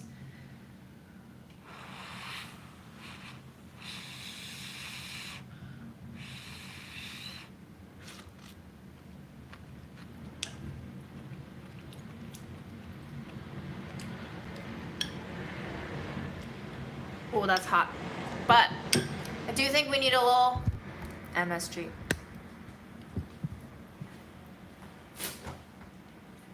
Not a lot, just a little. Relax. I probably couldn't even find it. I'm gonna use some of Mom's. I think Mom's MSG actually tastes different than mine. I'm not sure what brand it is because she put it in like a sauce jar.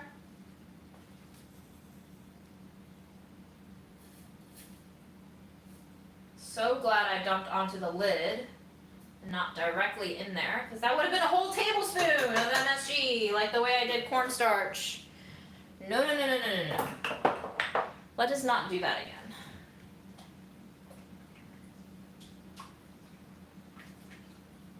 Hi, Oregon.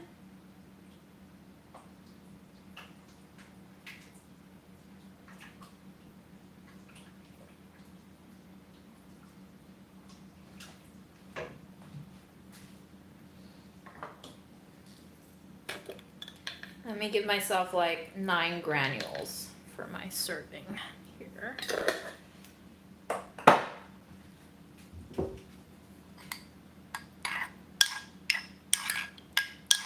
Okay, I'm gonna do something really weird. You guys ready?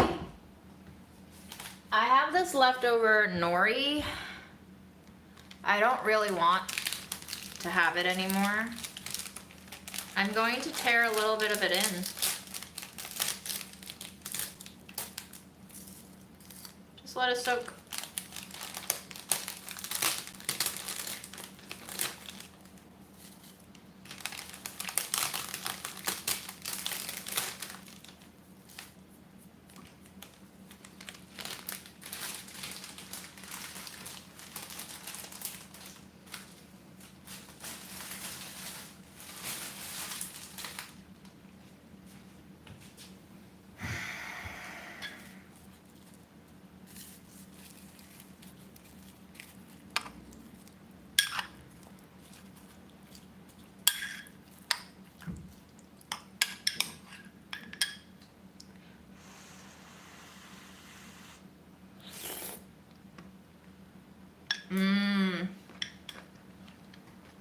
A little bit of MSG.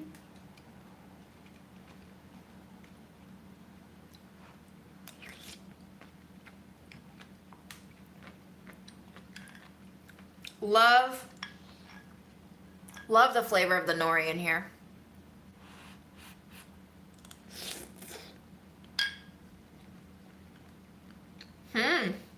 That's delicious. Wow.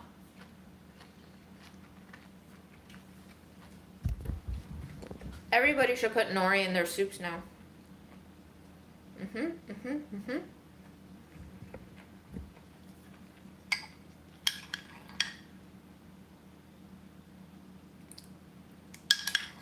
Is this the right consistency for your hot and sour soup?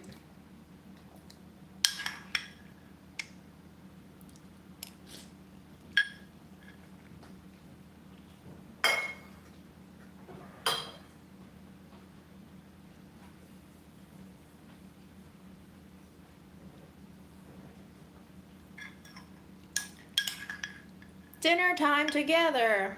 It's like a virtual dinner date.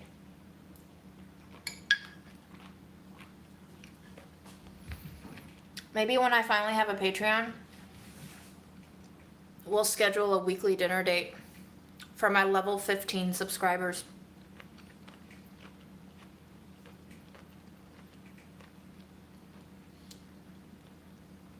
Wonder if we should cap it to artificially construct low supply and high demand.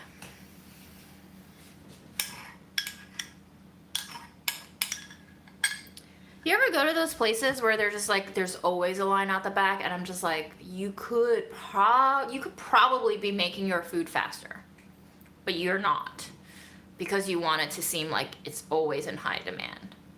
Psychology works wonders.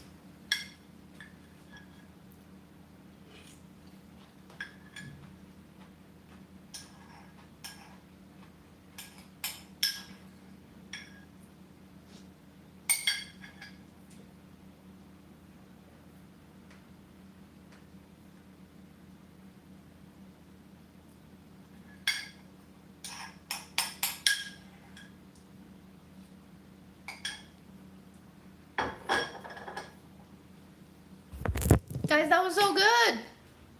Thank you so much for cooking together.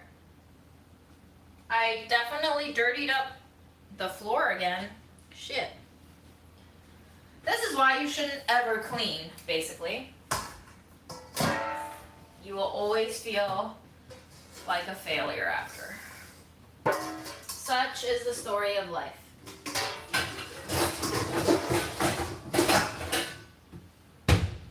I will now put as much of the soup away as possible. And maybe we'll eat more lentils for protein. I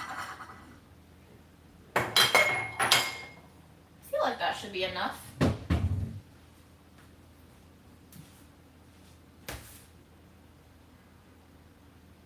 Hot and sour soup is so not hard to make. Who told you that lie?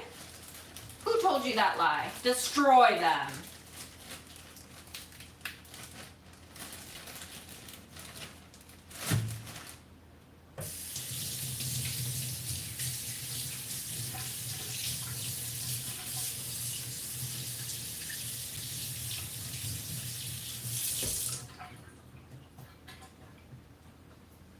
They lied to you. Don't let them lie to you. Filled with lies. This world, it needs a beating. Somebody ought to teach it a lesson.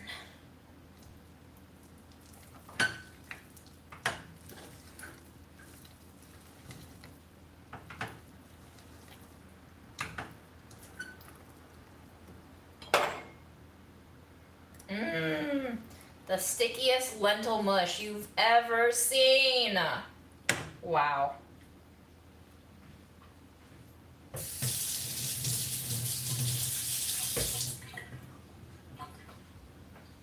I'm always in a spicy mood these days, you know? The decaf energy is high in my life.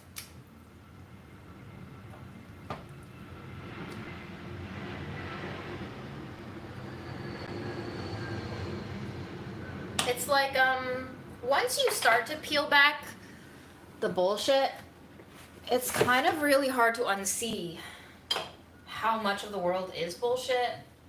And then it's like you play a pretty torturous game of deciding whether or not you're going to play along with the bullshit so that you can continue to survive in society, or you just decide to like fucking tap out. And I haven't decided to tap out quite yet, but I'm starting to feel like it might be more appetizing to tap out than to not tap out. So that's where my head's at these days. I don't know if anybody else can identify with this feeling, but it's getting extremely hard to take anything seriously.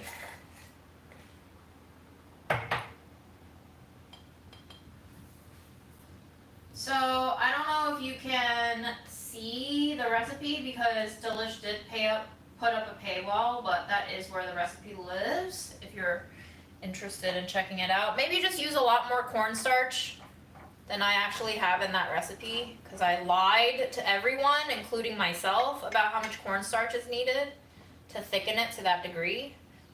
But it's also fine if you like it loose. Thick. So thick.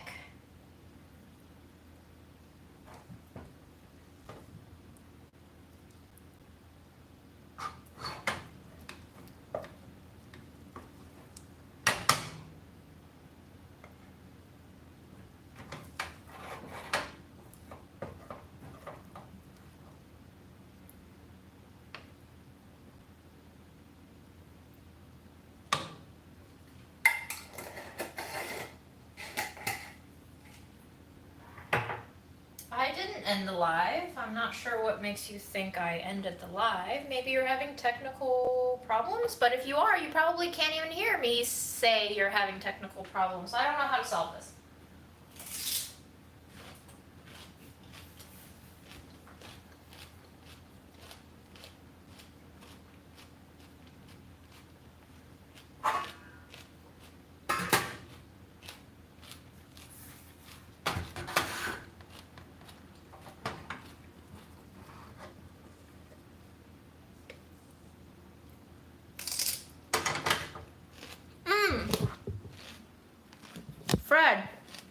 Freddie!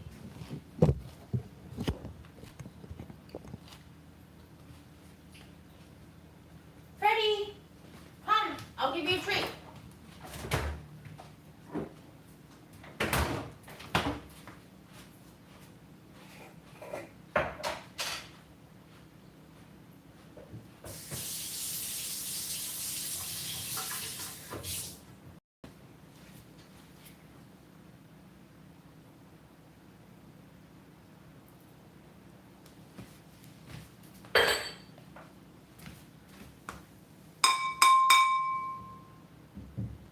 Will you respond to your plate clinking?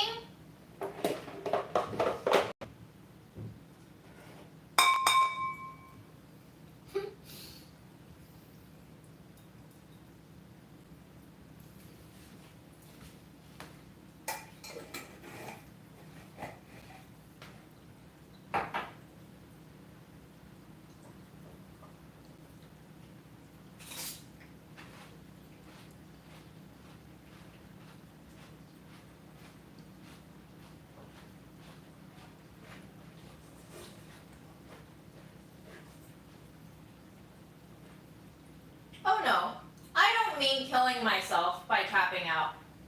Tapping out means you let go of all of the societal norms that society says you have to abide by in order to be a quote-unquote successful person.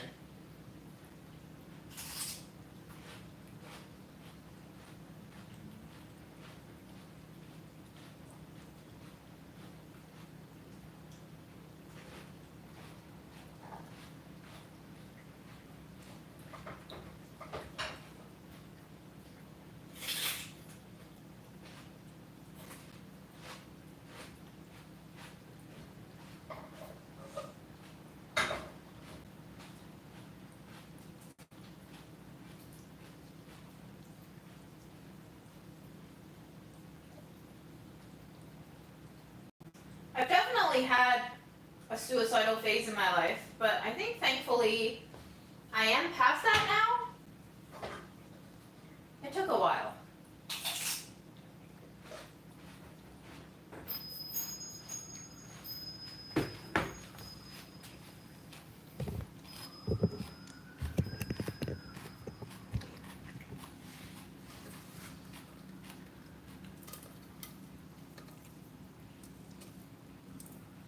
It was actually something that my mom said that made a lot of sense.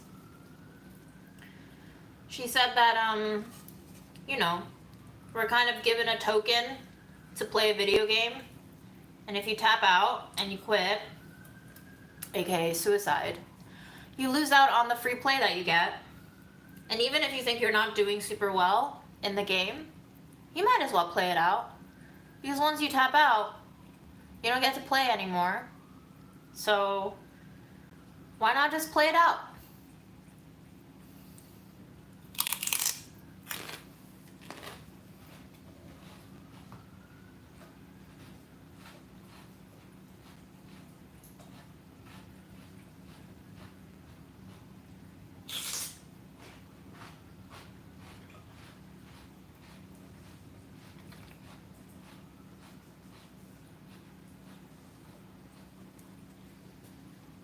For me, and I understand that there are different reasons for making life so miserable that you want to kill yourself, but I think for me, a lot of it was just having so high of an expectation of what life should have been and seeing that it wasn't, and feeling like it could only get worse and more disappointing as time went on, that I just felt like, you know, snowballed with depression and all the other mental illnesses that, like, didn't really seem worth it. But at the end of the day, nothing is really worth it. You have to make it worth it, or you give up the idea of life being so valuable that you just become water.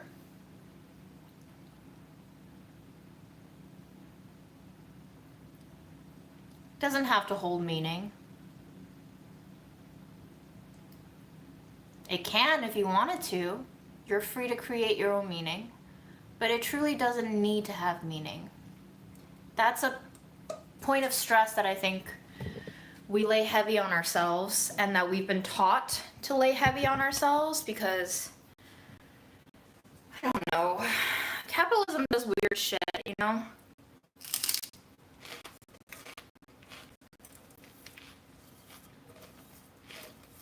So much of our existential narratives have been brainwashed into us without us even knowing that it was brainwashing.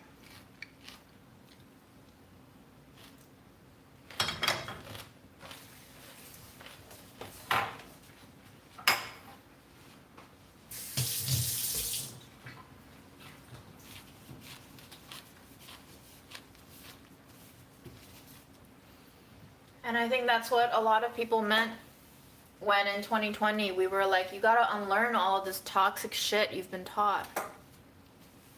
The hardest part is not even realizing what's toxic in your value system. Sometimes it's truly not very clear.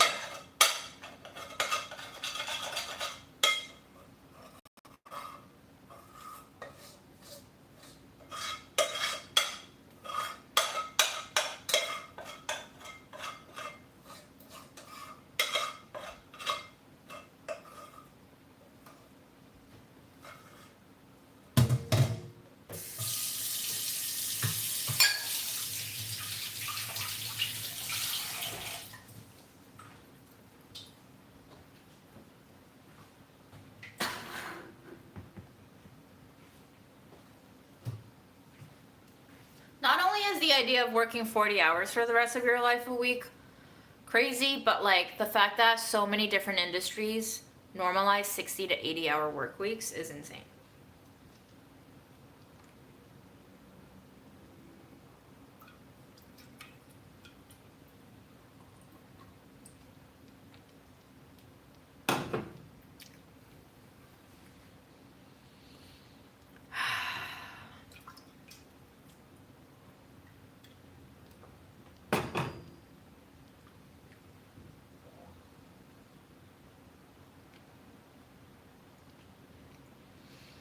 I was reading up on a page about white supremacy culture and the origins of it, and how the Protestant ethic is so tied into our current day understanding of proper work ethic. It's just like all of this origin and history that we don't really grasp. It's not transparent. We're just taught that this is the right way to do it and this is the wrong way to do it. And then it ends up making us miserable, and we're like, but why? We did everything we were told to do. Why am I so unhappy? Because they never really wanted you to be happy. That wasn't never the point. The point wasn't to make you happy.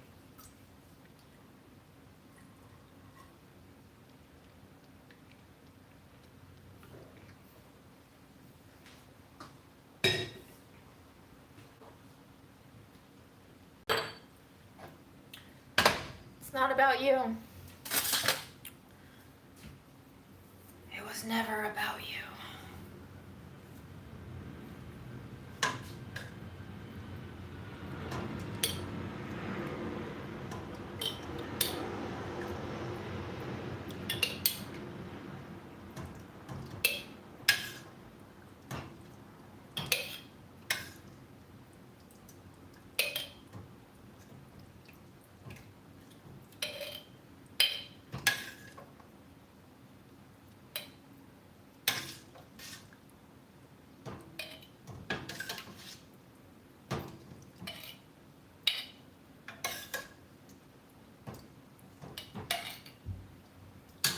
How much you want to bet we are going to get demonetized tonight for talking about suicide?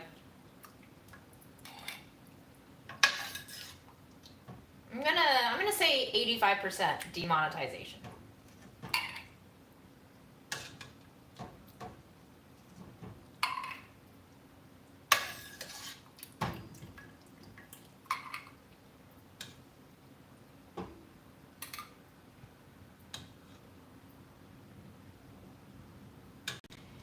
We always have like these mental health months where we raise awareness to mental illness, but God forbid you talk about it outside of those allotted months.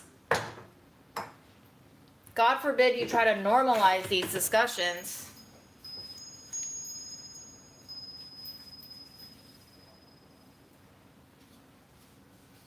We have to specialize everything, put them all in a box, capitalize on it.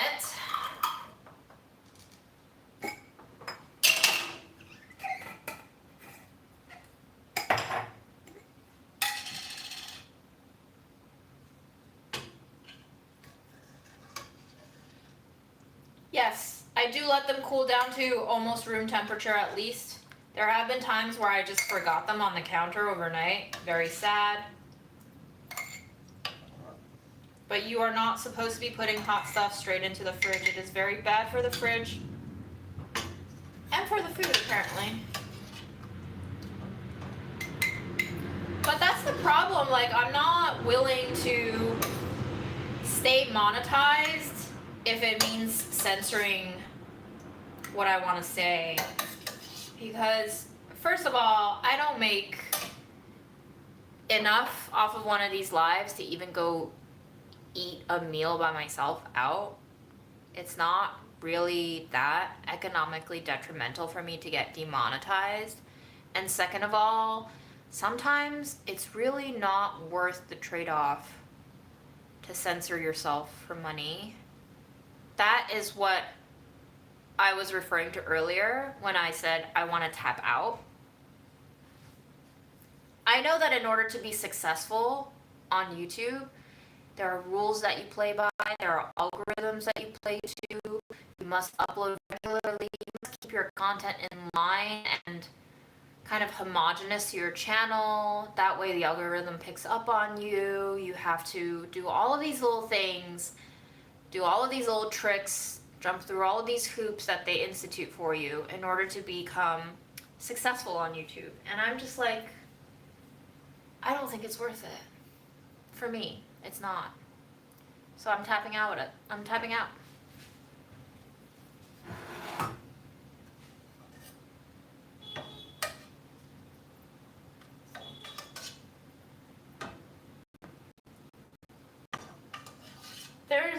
There's not many things that are worth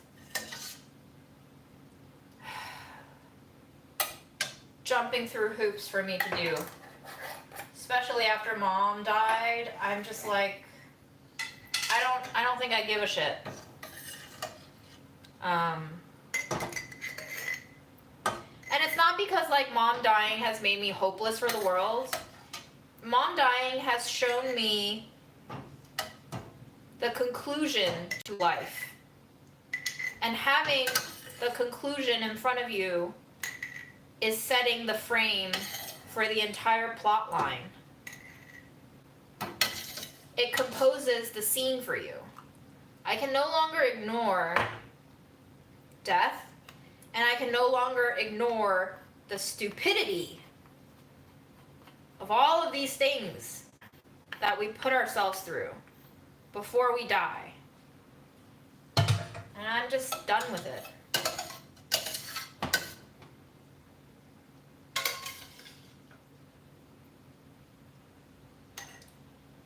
I'm not a master at tapping out yet.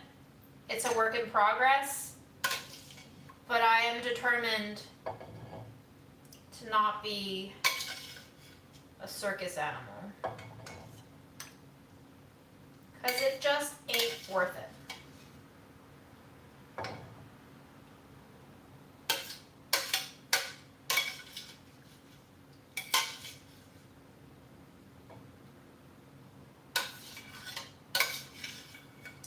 Still gotta live though, right?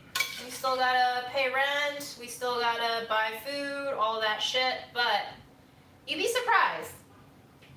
I had a friend say to me the other day when I was like, you know, do you want a career change? Like, are you gonna do this shit forever?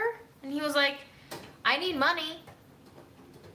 And I was like, yeah, but also money needs you. Like, capitalism runs off of all of our compliant behaviors to carry onwards. You would be surprised on how little you could survive off of. A lot of the desires and the urge to earn money and to gain status and to buy shit beyond what you actually need for survival has been manufactured desires. They are hard to break out of because they have been very successful in brainwashing us into thinking we need all of these things in order to be loved and accepted.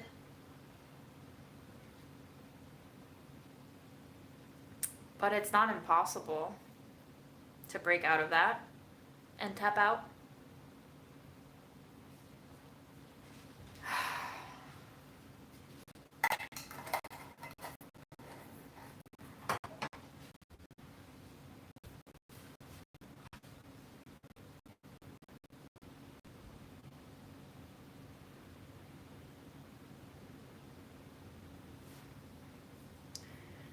But,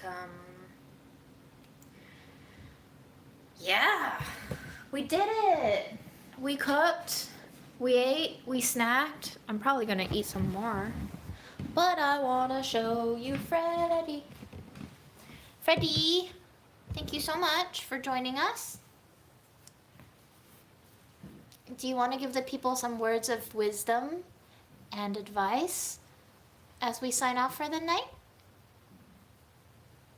He says, chin scritchy's good. Mooncake good. Snacks good. He says, remember to brush your teeth so you don't end up with 3 like me. What else, Freddy? What else, baby?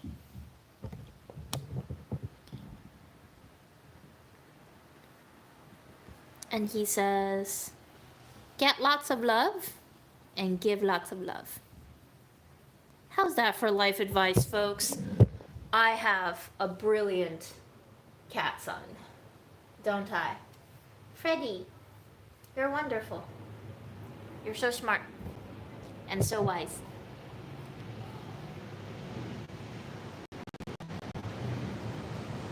Folks, I hope you have a good night. Thank you so much for joining us. Maybe I'll see you tomorrow, maybe I won't. I don't know. But I hope you make lots of mush, and I hope they are delicious.